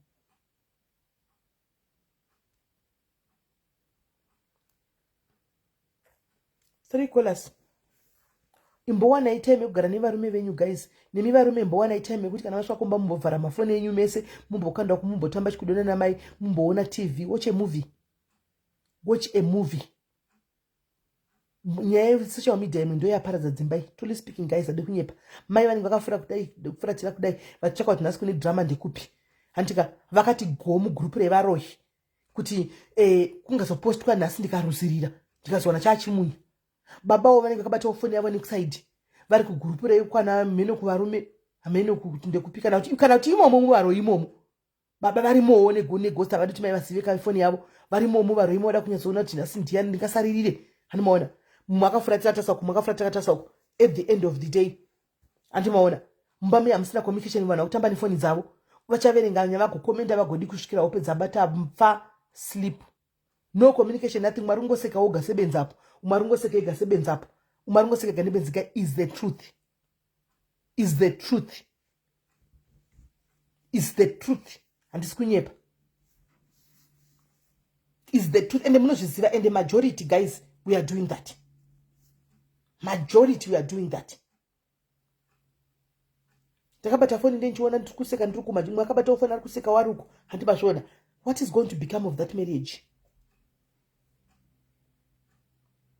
What is going to become of that marriage? Let's be honest.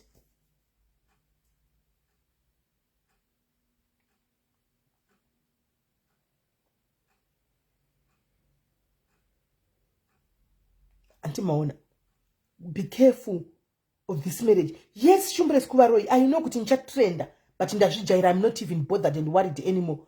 Vataure kusvikira jesado na kusvikira satana amburuka akamira apa nokuti ivo vagara ndivana satani chaiva nditori nenyanga vari kutofamba panyika vari vana satani vakashibvuma kushandiswa nasatani handika all in the name of social media. Saka ndivaroi witches and wizards of MK. Tichina kuvaya ndiva tisina kana basa navo vaya kuti vanotaura kuti kudi kana kudi havashati havatombotisheki kana kudi uri kuvaroi. Amai munoza iwo mamwe makoments vana mai mukati kuvaroi kukuku mamwe makoments enyu munozoti anenge achitoonekwa all in the name of entertainment, all in the name of kufadza vanhu kuti vaone kuti ndini ndakapenga. Kune vakawanda vari kutopwanyirwa dzimba nazvo izvozvo. Inotorwa comment yofamba nayo godi. Ndozvandataura paida kuti you must learn to have that communication paida. You must learn because imba ichi chaparira futi nefoni. Ichaparira futi nefoni yo phone yapadza dzimba dzakawanda. I'm telling you the honest truth guys. It's a bitter pill to swallow but it's the truth. Let's look at the positive of this thing guys. Ngatisangotesa because we love group revaroi. Antika so tobva tangoti zvavakutaura izvi because you love it and let's try to be ngativei timbotasa neziso rokuti but is it true or not? Muone kuti tikunyepa here. I know negativity sells. Negativity inodiwa nevakawanda. Antimaona. But in the process be careful. Tino kudestroy it. Hello? Jiri said caller. Musha muri SIS MELLY. Jiri right kanjani? Kanjani andikutarira live yenyu yeMarriage isi. Inini maonere angu pfungwa dzangu sometimes isusu vakadzika tinorelaxa mumarriages umu. I'm talking from experience. Inini ndaimbozviita. I was once married twice. Sometimes the next time yekuti ndaito You were once married twice. You were married twice. Okay. I was married twice. First marriage yakafaila because nema reasons my parents o emurume neni takatadza kuwirirana. Then second marriage munoziva kuti ndakagara nemurume bandakasvika paextent yekuti ndanda kutobwekana naye nekunetsana kwedu and I end up ndanda relaxa. Kurelaxa kwakwe sometimes wrong.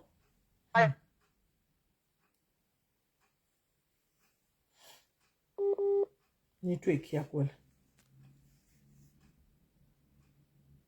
Network. Maiti mukandona ndiri pafoni munoti hameno kunhu kwaari tentori nyika yangu ndega not kuti nemaboyfriends or what even Facebook just iyo magrupu evaroya munotaura tinenge tiriko kumagrupu evaroya uchitoti munhu akapinda mumba otobhekana kuti munhu apindirei mumba handizive kuti hatinganyeberera hedu imwe yemadzinza but isusu tinorelaxawo vakadzi tinorelaxa varume vari wrong but not all of them. Sometimes isusu vakadzi we tend to push these men away. Neunhu wedu variko vamwe vakadzi vari perfect, but inini I'm talking from my side.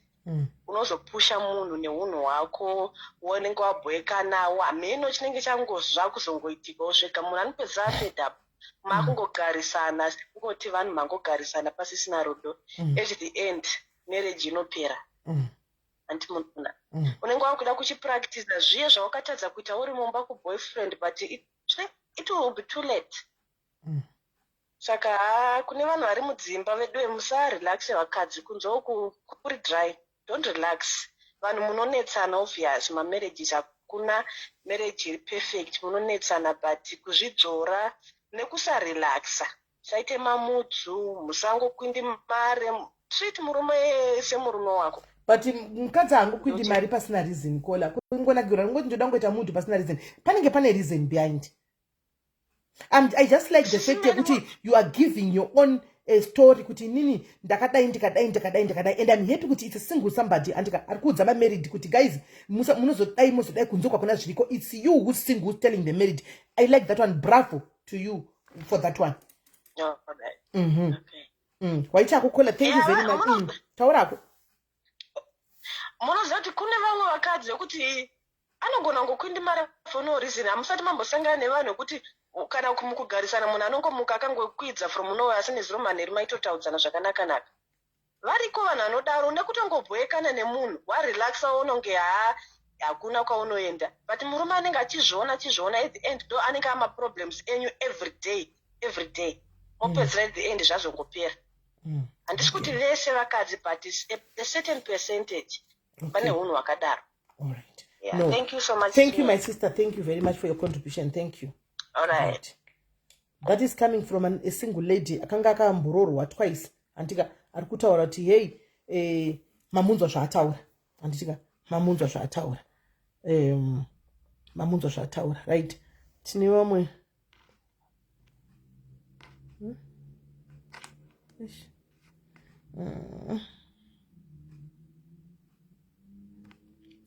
Right. Varipo here vamwe vari kuda kutaura kufonawo tinzwe. Okay, let me return call ya uyu.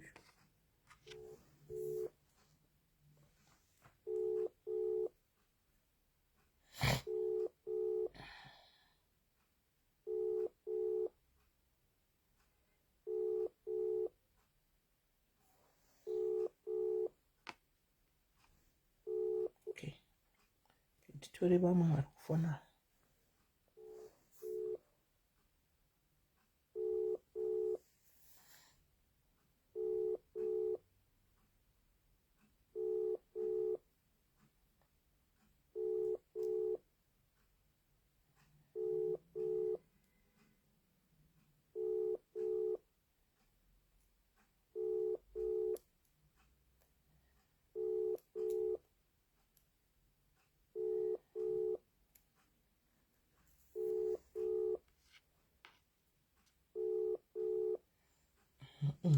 Right. Asina ipaida. Muchagona here. I want to ask you specifically, Paida Chilala. Muchagona here kuti nhasi chako chako umbonzi phone imbosia uko phone usina mbodongora phone yako. Uchagona here. Umbosia phone paside. Be honest. Uchazvigona here. Hello, Kola. Hello, sister. That's what I was saying. Rudango contribute how she shom. And this could what I said, driver cards cannot driver room. As in Rudango to and school will class a ripe point a matter or a pick a short, but Rudango construct. Okay. Room not that zero, but same cards, it's your marital duty. You come room wako bond. Pasina kutwatadziro kana utaona dautaurawo ndoda kukomenta panyaya yemamudzi yamabva kutaura kuti mamudzi pane vamwe vanhu vanoita unnecessary moods vanhu tinofana kungoedzawo kuva machu because ukasava murume wako mumba nokuda kwokuti une zvawaitirwa mangwana hauzochemi here murume akubuda ari kuendawo kunana mai dei kunzoko ndinofunga kuti maproblems anoitika mudzimba vanhu they must seek counseling kune maprofessionals kana kuvatorwa kana kumafundisi vasati vaita zvimwe zvinhu zvakawanda zvakawanda zviri kuitika mudzimba umu, but vanhu ngavawane vanhu vanovagadzirisa vanotaura navo. Okay. Zvanoda ngokontributa. All right. Thank you very much, Kola. Thank you very much, Kola. Maita basa.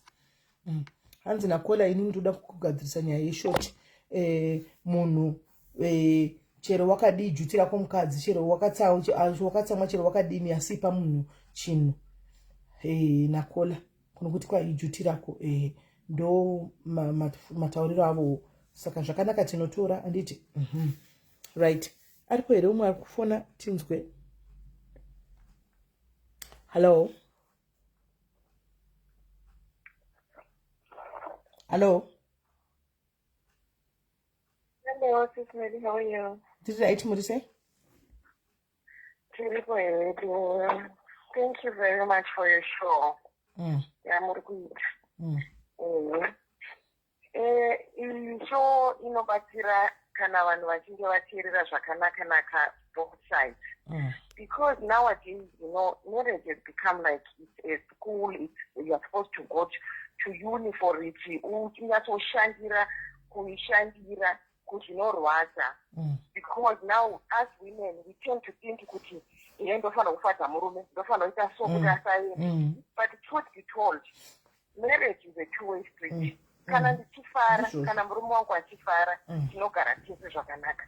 But half the time ukatarisa kuri kukanganisika dzimba, varume vanenge vatanga kuhura, murume anenge atanga kukuratidza that negativity yekuti vamwe vari kudai, vamwe vari kudai, iwe hausi kudai. Havasolve maproblems avo kumba before they move to another person. Haakutaurire chinhu. Same applies to us women. Ukange wanyengwa panze, wakuuya kumba uchiti inini ndazotaura kuti I'm beautiful, iwe hauite zvakadai. It is a matter of doing what both of you want. Don't do what the world wants.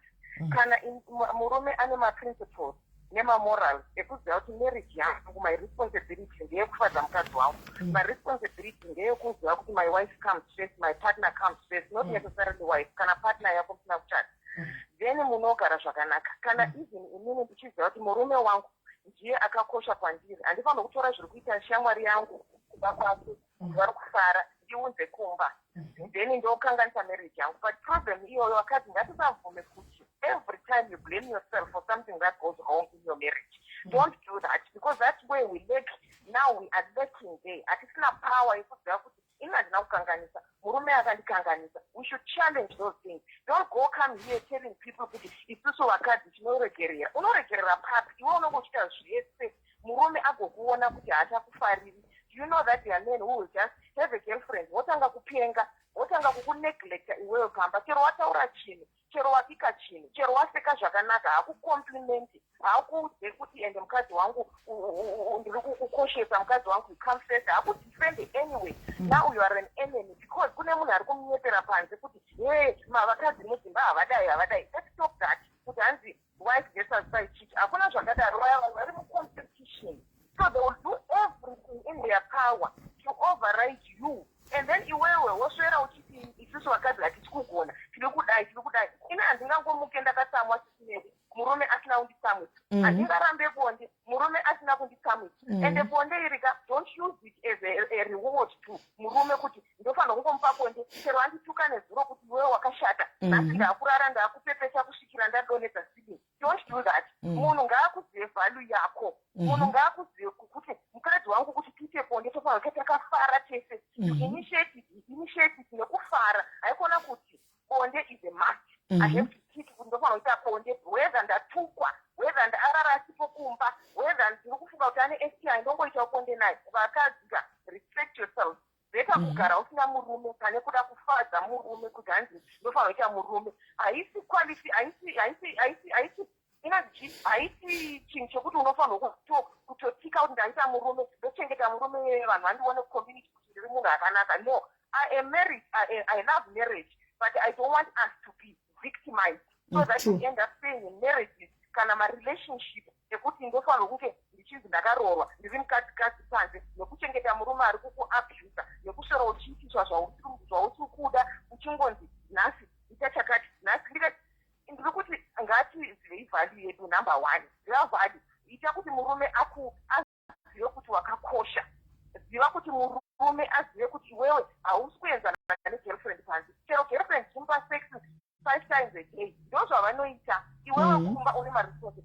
Oh, yes. And iwewe kana wakaroorwa zvakanaka waenda kumarriage yako kana kurelation zvakanaka, murume anofanira kukurespecta. Haikona kutizira. Unoona problem sisine vanhu vanomhanya kutizira kuboyfriend. Wonodhisa family yako, shora family yangu haikudi iwewe kwajaija. Kana akukuabhisa, you don't have anywhere to run to.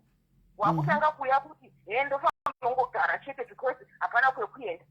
Kuriko kwekuenda uchasangana nemumwe murume anokuda zvekuti unozofunga kuti maiwe nai varume vakanaka so, maiwe nai kune varume vane hunhu so. Vamwe varume havana hunhu, vamwe vakadzi havana hunhu. Saka mukasangana muri two makadaro pane chaproblem. But mukasangana pane mumwe anopfiura mumwe panonaka. But tese tikaita matu hot-headed hakuna zvinoshanda. But varume kangavasa abuse vakadzi nekuti hanzi uchanzi wasiya muchato, uchanzi waita sei. Hapana reason yekugarira muchato kana relationship kana kuzvishora kufamba uchiti inini ndakazodai. Funga kuti pamamuchidanana wanga une vheve, une vibe, uchifarira relationship. Chii chakazochinja kuti utange kuita kunge hausi kumuda murume uyu? Ireason yekuti pane something chakaitika, pane chakatoitika. Yes. Same applies to him. Akaona akatanga kusakufarira. Pane chimwe chinhu. But the problem is maybe these two people don't sit down and address kuti aiwa iwewe mazuva ano hausi kundida, mazuva ano hausi kuita zvakanaka, ngatigadzirise, ngatite ABCD, ngatirevive marriage yedu, ngatirevive relationship yedu. Sezvamataura kuti itai zvinhu zvenyu zvekuenda kuholiday, zvekumboita masaji, zvekuenda kujimu mese, zvekubika mese, zvekudya mese, zvekufara mese, zvekuita ubenzi mese. But vamwe varume havadi. Ukaita izvozvo akutanga wakazviona kuti yana anoita izvozvo muchisana chihure kumawhatsapp group izvozvo.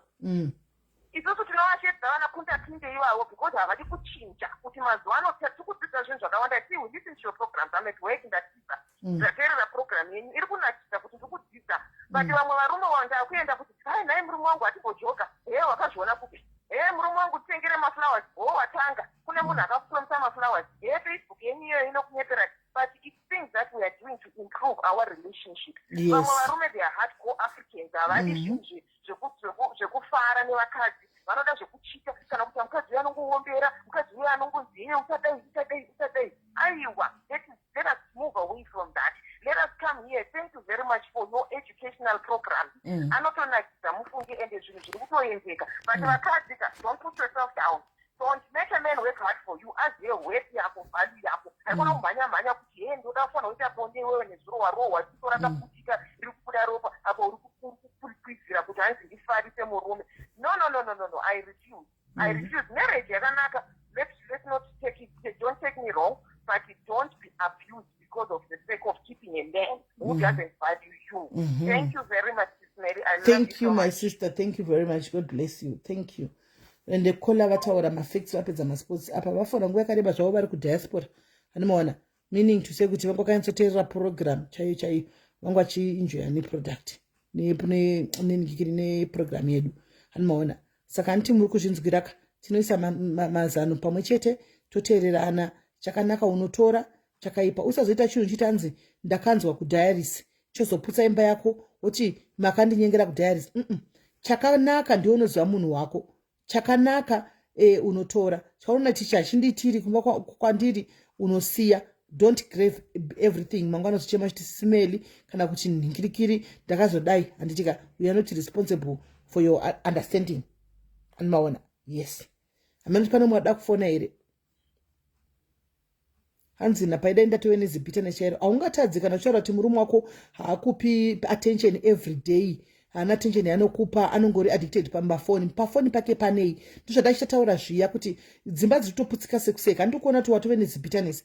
Urikuona, what is going to be your next move? Kana murume asingagari newe pasi, achitaura newe, achimbotambawo newe, achigara ari pafoni yake.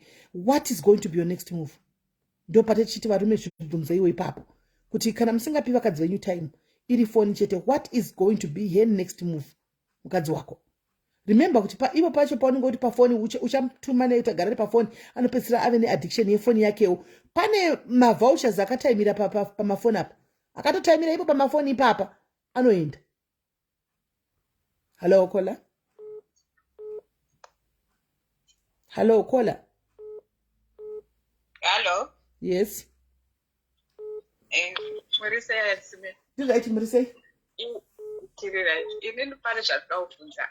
sengenyaya yekuti yefoni kandi munhu anobuda weekend yese achibuda achienda kubhawa achidzoka makuseni and inini asi panodambobvunzawo ipapapo panodzoka makuseni anenge achidzadzarika here kutadza kuti zvishuwa nokuti munhu anenge avatambowa chimwe sigweseka kana kufamba chako achatogoni anenge achidzadzarika anenge akatodhakwa okay kana kuti anototsiko otopaka ovata motikari okay munhu odaro inini ndorizotaura iti ini am not an outgoing person and ndo rizotaura iti ndogara pafoni ndiri kuenda pafacebook kana kuti dei chitoita something else pafacebook and Friday munhu haadzoki Saturday izvozvo Sunday munhu ndo paanozoswera pamba Monday to Friday munhu anoenda kubasa haana nguva newe ini ndoona zvondindatena pafoni noti kuti ndikuti ana vamwe vanhu kana kudii pamwe ndechiteerera program yenyu kana kuti chihaniterere zvimwe zvimwe zvisina basa nditerere andika munhu kana asisina mari kana kuti asisina vanovafadza kukunzoo ingozi ndajaira kugara pafoni pamwe handina munhu wandendi naye is it wrong kuti ndo auya ndakufanira kumupa attention takudzokera paya pacommunication my sister ndopatakudzokera paya pakuti you need to sit down nemurume wako zvakanaka antika pamunenge makafara paya but is it fair kuti iwewo ndinofunga kuzoteerera iwe panenge uchiona kuti mari dzako yedoro yapera paunenge une mari pamba haubatiki iwe paunenge usina mari ndakunzi ndichikupa attention handitika zviri iwewo imbozvifunga uri wega kuti pari fair here why can you not give me attention iwe une mari umbotenga umwire doro takagara panze apa tiri tese murume nemukadzi handitiwaona mondo patadzokera paya kuti mutaure matambudziko enyu paya ndipamunogona kuti muzwisise vanhu aya vane that narcissistic behavior yekuti munhu you try to talk to him what you feel anokubloka uchitaura naye inini yes anokubloka ise muchitaura nemuromo uchitaura naye like inini am not a vocal person munhu anotaurisa stere but iye anotaura unogona kutanga so discussion but let's start so I'm not happy nezvakati you change that story into something else manje ndo pane era pane problem ipapo manje tachitaura zviya kuti varume siyana imbodzi dzaigara pasi mucherera vakadzi vei ipapo ndo panotove neera manje I so wish kuti dei zvaigona mambomutega patachitanga chapanyatsonzwa because it's now difficult kana kuti munhu iye asingadi program yenyu padaiteerera andika anga arimo but notoda kuti munhu anenge asiri comfortable kuteerera because arizvati zvoita kunge tiri kutaura iye but wakaona achidanana nemunhu ane girlfriend chero zvayataura girlfriend ndiyoyo inenge ichitira inenge ichitirwazve saka manje pakadari pari trikimba icho inogadzirika sei kana chiti anobloka zvokuti uruzama kuti let's have a conversation iye uramba pari triki manje panogadzirika sei unogona kuti izvezvi tinogara tese totaurirana tese totaurirana mataura mese like during the day manheru munhu ari kudzokorera the same thing chamabva kutaurirana kana pakadaro panotonetsa manje panotonetsa maybe pakudawo intervention yevamwe vanhu like kuna pastor kana chienda kuchechi kana mhelo hama kana dziripo everything I tried hadi I tried kusvika panguva yekuti ndakazosvika pakugarisana kuti chamwari this is not working let's go for a divorce shasha ndobva yazi hey it's fine ndonga munhu azofunga here kana kuti chii out come let's work this out we have to work our marriage out ndobva yambogadzirira let's go for counseling let's do this let's do that adi komadi kumboteretera futi iyoyo kuti madi kumbotaura iyoyo kuti haipo ndakatokutumbira message chikuti izvezvizvi pakatarisa panhamba yangu ndichikuti izvezvi zvatori kuholiday negirlfriend can do ndabva ndaziva yakazodiko iyo nyaya inyuya akaenda kuholiday negirlfriend zvikazodii negirlfriend saka vachiti ngodani naye yakabhukirwa maflights from Zimbabwe girlfriend yakauya kuno South Africa makazoziva here kuti vaienda papi vaiuya side rekwenyu ikoko kwene zvamakanga maziva location makachidiwo kutevera kuholiday koko? Handina kutevera location, zvandakaita ndakakansela booking. I Alright. cancelled the booking.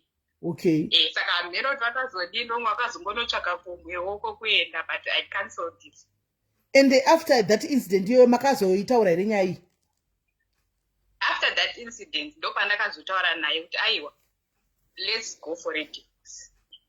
Hey, because saka izvozvi makazoweka out marriage. In pandakaona that process, inini right now I'm in a process. Nditongori process yekutodivorce. Hayi hazvizivi. But I'm in a process of that. And but munhu akabati haya tigadzirisane chichi. Nemusikana uyo umva zvapera. Makazase zvakapera. Mandoona. Hey. Saka munhu unongoshora kuti munhu yakakuchinja chaiko you never change. Saka pamakamubvunza kuti wangoende pakati kuti? Iye murume. Andatombomubvunza. Ndambomubvunza. Saka according to him right now haazivi kuti hamuzvizivi kuti makangaenda kuholiday ne girlfriend? Anozviziva because pane musopa ndakazotaura zvekuti let's go for a divorce. Ndopa akazoziva kuti zvese zvaanoita ndozviziva. Eish. Yeah. My sister makapfeka bhutsu muri kunyatsoziva kuchinya kwadzo. Iwe unofanira kuita zvaanoda, kwetewo zvaunoda iwe. Wakamudza kuti let's go out, kwete kuti ari kunobhadhara inini ndinoda unomubhadhara, let's just go out. Akandiudza kuti zvona better people to go out with. Haiwa, yapakaipa. Iyo Suncity yaiunza girlfriend hii makambokuya. Kupi? Haiti. Asi girlfriend noiwa nayo. Chiripo papa ndoni wakatowandu vasikana vakadana nawo pagurupi papa. Papeji redu rino? Vakatowanda. Muchibata mfoni yake? Vamunotoziva? Zvinozoitika kana vazokonana manje. Vasikana vaya vakusanga kundifonera manje. Kuvasikana vari pano padiaries munozofonereko mukadzi womunhu kana makonana naye? Makambondinzwa ndichikufonera here pamaidanana, ufunga ndisingazvizivi. Ndenjizviziva. Saka uri kundifonere makonana, saka uri kundifonera kuti zvitese. Komati kumbotaura inyu wani munhu ari panapa akakufonerai. Nokuti zvakaipa tofa kuti tite chitsiurana. Chazokudza exeri but because zvakaipa musafonere mukadzi womunhu wedu we. Kana mamuchita mamuchingotai kana zvapera ngazvingoperai kuwo mungoita mamuchita. Fonera mukadzi womunhu not cool at all. Not cool at all. Zvachose. Ndazotaura nemi kuseri zvakawanda. Zvakaoma kola iwa divorce yenyu. Pamberi nedivorce kola, pamberi nedivorce kana zvadai. Ora ichikola pakaipa. Ini ndikuyazoizwa nyaya yavo shuwa chindifonera chindudza nyaya yekuti murume wa uri kuenda negirlfriend kuningirikiri kuholiday kokoko. Ende zvakaoma. Ende tinoda kurwadzisana pachedu wedu wei. Ko waiko? Wai? Zvakaoma asikana. Zvakaoma. Right guys, kana pasina mwada kufona kwanzi na mai nini ke ino na kuzishona facial expression yenyu. Ndichauya nini facial expression hapa na ndisiri prepared. I was not prepared. Zvakaoma. Guys, ngatirege kudara nuso. Tivanhu vakana sipa diaries 3 family mwechete. Chero pakauya zirume rakaita sei rinokupromisa chi. Anomaona. Kwasaka padiary pane varo ndizvo zvazvinotoreva tonderai. Ndizvo zvazvinotoreva. Because amen pakaipa. Ndizvo zvazvinotoreva. Zvino madiaries panapa munoona kuti mukutora mweyo group revaro ikamuchiunza pano. Handi mazviona. Group revaro kuroya masikati machena uko ndo wamuri kutora muchiudzoka nawo panapa. Handi mazviona. Musatore mweya uyo varoyi. Varoyi ava tozati vagara vari vanoshandiswa naSatani mubayiro wavo vachauwana. Musatore mweya wevaroyi. Hello Kola. Hello SIS MELLY muri sei? Tiright uri sei? Right, ndikuona show yenyu ende munoita basa malive yenyu anodzidzisa akawanda nesu vana vadiki tinenge tichitodzidzawo takapinda mumarriage tiri vadiki so. Munenge muchidzidzisa zvakawanda. Ndoda kucontribute hangu pane iyoyi yamuri kuita yemamarriages. Chekutanga inini ndine 25 years. Now I can safely say I'm happily married. But hazvina kungomuka zvakadai. Tairwa nekurwa zvekuti ini ndini wacho number 1 ndaitoti kana takaitika chinhu kuti ndinzwe zvakanaka ndinotoda iri fight chaiyo. Iye munhu iyewo akanyararawo kuti unenge uchimutokonya achingokuti zvawakutsvaga uchazviwana, zvawakutsvaga ndototi rova uraya uraya ndokudzosera ina ndirowe ndakamira. Then koita izvozvi zvemainfidelity aya hapana asina kuitika shemu. Ende ndaibva ndati ndoudza munhu wese ndichida kumunyadzisa, ndoudza masisters ake, ndoudza namama vangu, ndoudza ndoda kuti ningodzitso 1 munhu ari kunzwa kana pane ndanzwa hangu ava kuti vakuda kuenda angoti maexperience omwe munhu aunga makombeni ako. But unotoona kuti zvavakuda kusiya nezvamuri kuti ngavasiyeka kutaura kwomunhu ane hasha, but zvavo zvitori nani than zviri kuipinda vamwe vanhu mudzimba umo. Mwana unowinzirwa munhu pamba chaipo handiti. Asi inini chandakaona chinochinja munhu, nyange ukaudza ani, nyange ukauya pafacebook, nyange ukaudza sabhuku vekugokosenda uko, munhu haachinji. Munhu anochinja munhu ndiMwari. Ini ndokuudzai prayer chaiyo yakandibatsira kuti ndizoti am happily married. Hapana wansina kuudza. Asi pandakazongoudzwawo nomwe munhu kuti iwe joina this group reAFM uchinamata pafacebook apa, zvinhu zvakachinja sisimeli zvekuti munhu unozviona wega kana uri wega murelationship nemurume wako, unozviona wega, hakuna munhu anokuudzira. Kana chatanga chiguru unotozviona wega baba vatanga. Saka ini ndinongoona hangu vanhu handizviti mutsveni, handizviti wangu munamato ndounodairwa, asi guys, let's pray for our marriages. Inini pachezvangu ndane, let's say ndaroorwa, it's now 3 years, naye it's 6 years, but ina handi kunyamba ina hapana kwandichaenda. Achaita penga udzoka agodzoka, ina hanimbofa ndakafanana natete wangu vakadzoka kwambiri. tete wangu vakakuhwa nhasi unovata wakaiswa muhari. Neniwo ndigodzokera, ina handisi kudzokera shemu, achaita Mwari vachandinzwa chete yangu havamboitadze. Ndini ndichatobreaka magenerations ekunzi haarorwi, hakuna zvichapera, anosvika kupi, ini ndokwandichasvika pano handibvi, and achaita right. Saka vanhu we hasha tinadzo, zvese tingaite, tingauya pafacebook tichitaura tichidii, munhu anongopedzwa nemunamato chete. Hakuna kana mishonga chaiyo haishandi pavarume, munamato chete ndouchadzikasimisa munhu mugotororwa mugotodii. Mwari inini wangu aitaura uchaita right zvako, hakurora ndokwandisingamborori nekuti takatanga kugara tisasatapisa kana sendi nyaya yekuda zvinhu. Handiiti izvozvo achikura chidi. Ndakazongoti mumwe musi nditori nedepression, ndichinamata, ndichichema, ndichidii, ndakarara ndakazongonzwa tete vangu vakuti saka iwe uri kuuya here? Ndikati kuuya kupi? Zvikanzi ndasendwa message kunzi vari kuuya kuzorora. Ndikati musamubhilieve. Zvikanzi zveshuwa imi ndatonzi ndiudze vanyaya. Ndakanoroorwa. Makorokoto mwanangu, makorokoto. Ndiri ikoko apa kuno kwacho ndaiedzeswa marings 5 times mukliniki kana kusvika munhu ochinja face. Ndiri ikoko kumaroro ndopandakazonzwa umwe one lady wandaitotaura naye akutoti iwe please don't tell your husband. Andiudza kuti hanzi muSouth African auko la uya in Zimbabwe, he came here and he paid for a ring. Ini ndikati hapana kwanisina kumuripotera munhu uyu asingachinji. Pandakazongwa chinonzi kunamata, zvese zvakachinja. Iwo zvinezvi takatenga imba, and ndane dzimwe good news dziri kutoitika right now. You can't believe kuti pese pandaimuripotera aitoita worse, asi pandakazongoripota kuna Mwari things changed. And then ndopandakatoona kuti iko zvinandimiri, handisi kuti ndonamata every day ndiri mutsvene, but ndinotozama chete kuti Mwari pano ndopanisiri kuzobva panapa, ndo yangu imba makadzika midzi kola. Hai, munamato chete, haumbodziki midzi nemushonga kana kuda kuti hanzi kugeza kana kudii, nyange uri perfect sevanozviita, asi ukaudza Mwari chete, Mwari havambokusiyi uchichema gore everyday. Asi ivo varume vacho chatinamatira vorini kuti ambotiwo ndakanamatira mukadzi wangu wava perfect.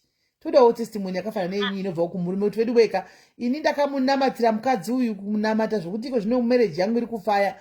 tingowanikwa isu vedu tichingoinamata ifutanyai munamatire tichifa nenzara yevachidlava.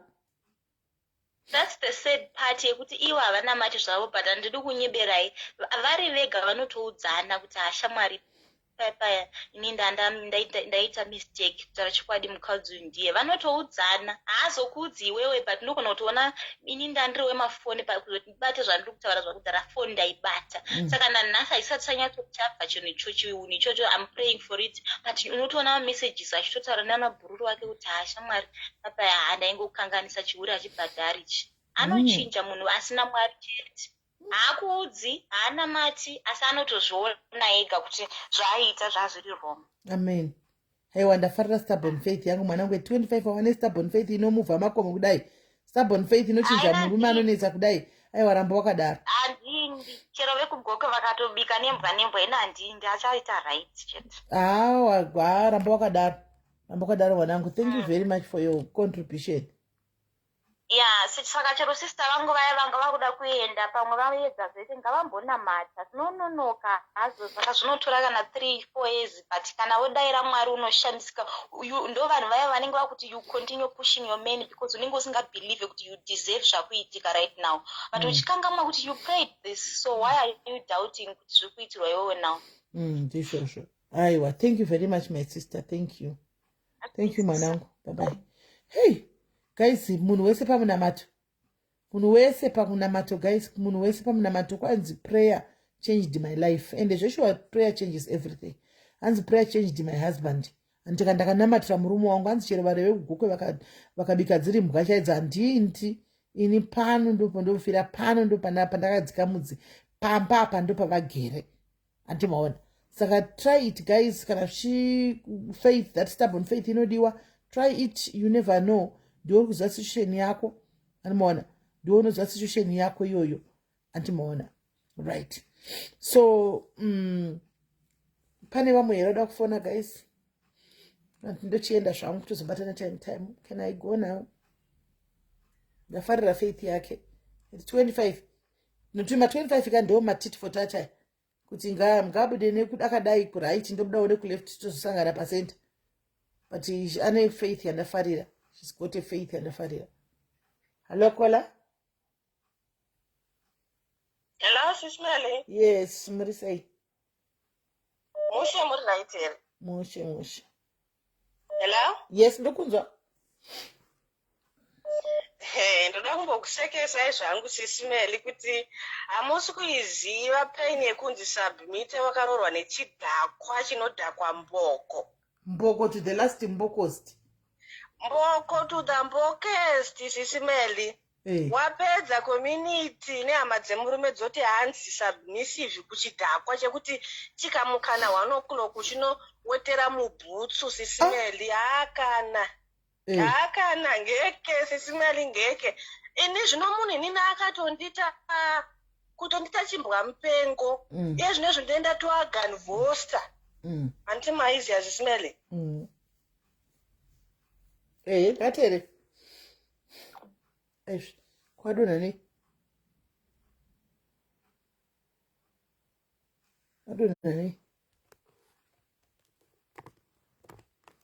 Zvakaoma kwai kurogwa pene kurogwa nechidhakwa mboko to the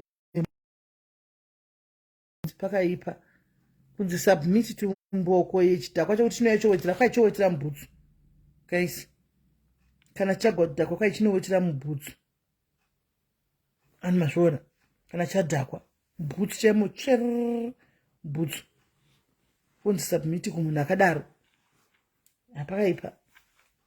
Pakaipa vaende pikokola fona ibheki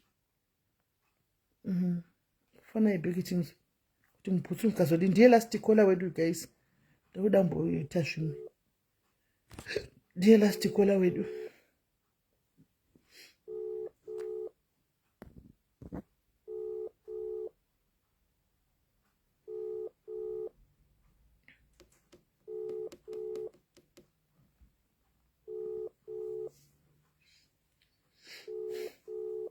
Kuvadonhu vakaendepi?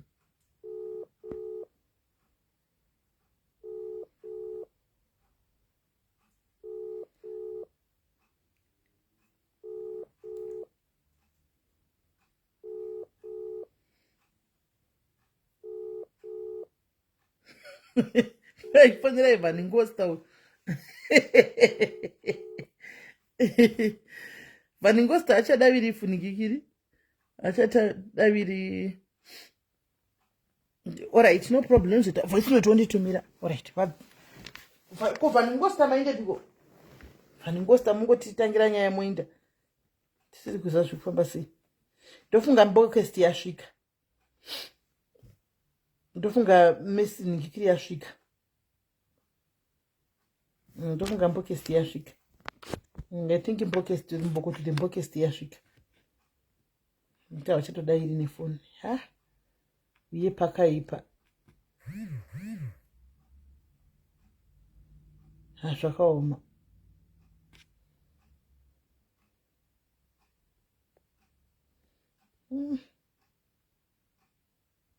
Nayo mbokesti une mushonga kuti uda kuwa nyaya yako pana bobvu watosvikawo just like that. Shobuwa shokuti. Right guys, shirega njinde tozobatana time. Let me go. We'll talk later antika guys. But anoda kutora chakanaka tora. Kaitora kupesira for now. The last one. This is the last one. Hello Kola. Yes, it's ready. Bursei. Avana bakurishi. Ndiri point. Varibaa mugoni simende. Ili kwa mugoni notukirwa mata yana yako. Nani? Nemurume. Oh. Mata yana yako. Munofunga kuti murume kana makumbo ungamagure. Gure makumbo pakadaro. Kwakaione pia mai venyu? Ya. Apa mai vachoka? Havazivi. Hamusati maroorana? Chemapoto chenyezi tikuchitanga poto. Pati saka kwela mukaseka muchitukirwa mai venyu zvakadaro? Ndopandiri kutaura kuti makumbo acho une mavhura sei pakadai. Inyaya yekuti haana intention yekunoroora ende asi kutozomborora because mukutotola takakutukirwa mai venyu pakati pemakumbo avo. Zvinenge zvakaoma zviri kumuchira mapoto mukao. Aiwa dzimba idzika. Saka imi muchakagarirei papa? Unombosiya wodzokera woti pamwe munhu anochinja. Ko kana mabhosiya mune mudzokera unoitei? Mbosvindira kuti pamwe pamunhu ndikaenda pamwe dzimba dzimba dzinongo dzinamata. Saka pa 10 years apa, pa 10 years dzamaita idzi muchitomupa henyu makumbo enyu anyozoziva kuti left, right, center ndipapi panonaka. Munoti pane pachabvisa marereni? Paripo here? Ende anotaura kuti kuroora hakumanikidzwe munhu. Ndosaka ndabvunza mubvunzo iwoyo kuti saka muri kuonawo here achinobvisa mari 10 years kaidzi? 10. 1, 2, 3, 4, 5, 6, 7, 8, 9, 10. Muri kuona achinobvisa mari?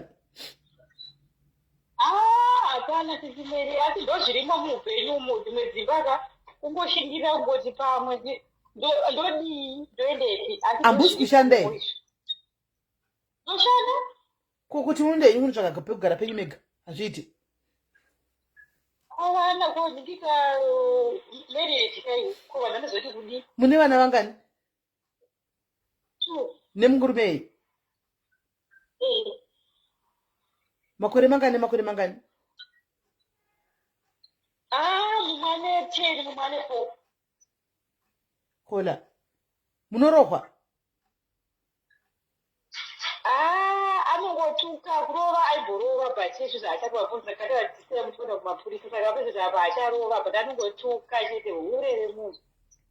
Achikusapota here?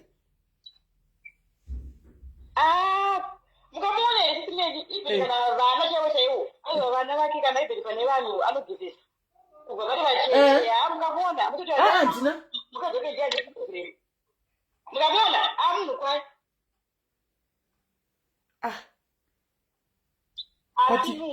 But inonzi emotional abuse kaya muri kuti kwaiyo Kola? Zvekuti mukati ibheri kana vanhu mukatomuona akanyarara hatauri. Mukadzi wake ndiani akambomu. Itsengedza imbwa kanyoro. Kuti mukadzi wake ndokunga ndiani problem but mukazopinda mukati manje. Aiwa kana. Hey.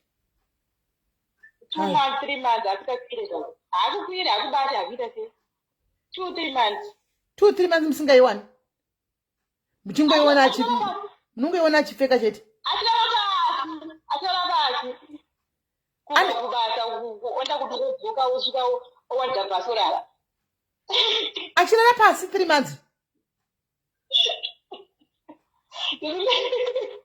noziva kuti chi kuti sometimes beta kutoseka bcause ukada kuti uchembeka uudze vanhu kavanotati zviriko here zviriko saka munenge muchivata pasi kusemai kana kusatengerera kana kuti uti dhimoni kana kuti uti chii hapana kana azo zvapera shaviri yarapera uzokwira hake pamubhedha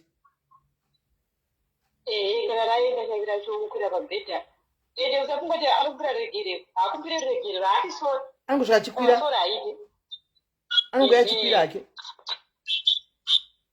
ungokwira chete zvopera oziva kuti munhu atoguru asi munombogara mamenyu tombotaura nyaya chaiko ai nyaya hachina saka muri kuitei nyaya anogona kusvika kodzimboka ukada kuti kosimedika ukada kuti ubude unonzi haana kushingirira imba society nani naikola muchisaka muri kuramira society nevanhu ini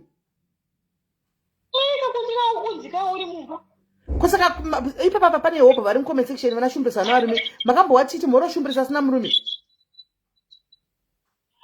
vanhu vaigwati murume vari mamashingi ndabvunza kandikati patinawo masingle pano makambowatiti moro here nadia asina murume makambowatidaro aiwa ko zvino imini saka vanhu vamanyanya kushingira kudaro vane gehena kana denga ravachakupinzai ndivanani arikai hadhisemba handogona kusiya ndakatombozita ndekupa kwedu atovadyiriswa here nemurume asutokadyiriswa vezi vese vatitadza vanombonzi iya ndobhorowa tosakaiborova tombonetsana ndoenda ndodzoka futi iya murume uyu amene tozokoeda kuti tatesese kolaka makeup yemind vana vako vachasara vari nherera wazvinzwa vana vako vachasara mashoko wayanga ari mupfungwa dzako every time vana vako vachasara vari 2 ava vari nherera vachitambura iwe usisipo 1 uchavigirwa chirwere 2 uchagona kuzongorohwa one day ukafira ipapo handitika hapana marriage saka yauri kuti ndikuda kufadza ndine murume iwe usingaenjoy marriage yachona uri kuitei because it's your life that you're supposed to be happy Kola in your life munhu must be happy you are supposed to be happy right but you can't be happy you are not happy uri kugara uchi munhu anovata pasi 2 months kana afunga apedza uya okwira iye handi mangwana poda ipo uri kuti anzi ndiri marriage what are you doing Kola are you okay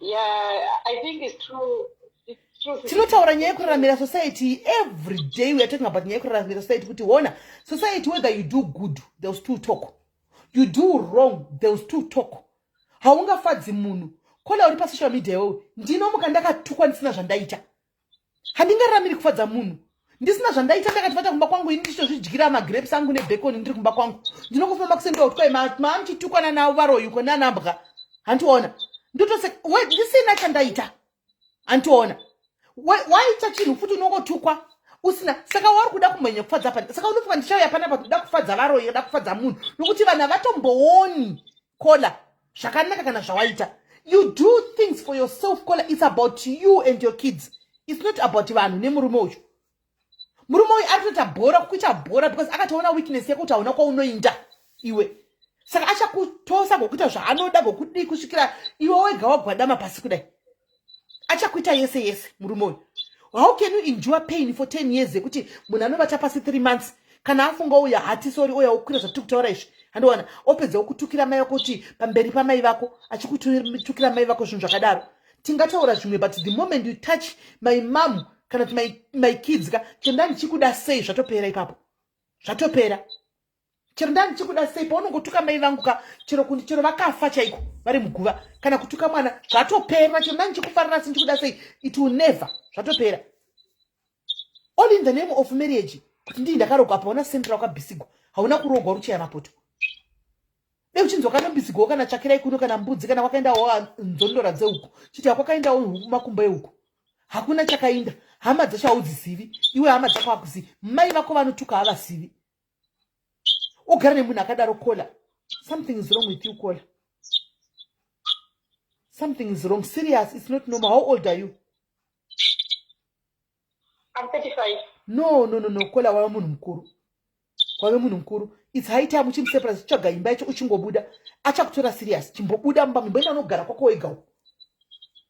Tsvaga imba wakanyarara kupera kumedza ngona wabuda mudzoti handichazvo hausi type material husband material iwewe. Ndisiye. Unotuka chinhu chamai vangu ukambovaona. Mai chinhu chamai vangu chaunotuka chakakuzvarira inini chakazvara inini ndikakuzvarira vana.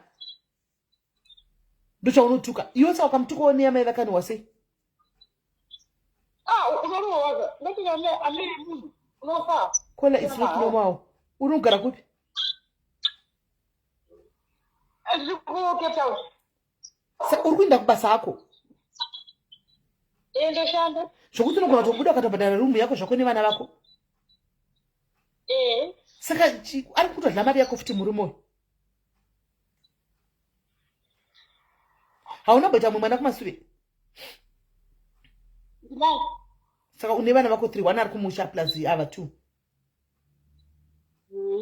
Aiwa Kola budai, munin'ina wangu buda zvakanaka. Uchasiya vana 3 ava dziri nherera buda. Buda Kola. Hapana kushingira Kola atishingiriri pama tinokudza every day atishingiriri pa abuse Kola. Hatishingiriri pa abuse. Uri kunzwa ndingashingirira pakuti haasi kushanda. Handikuona tikutambura edu chidya nemunjonjo ndingashingirira hatishingiriri pana abuse yakadaro.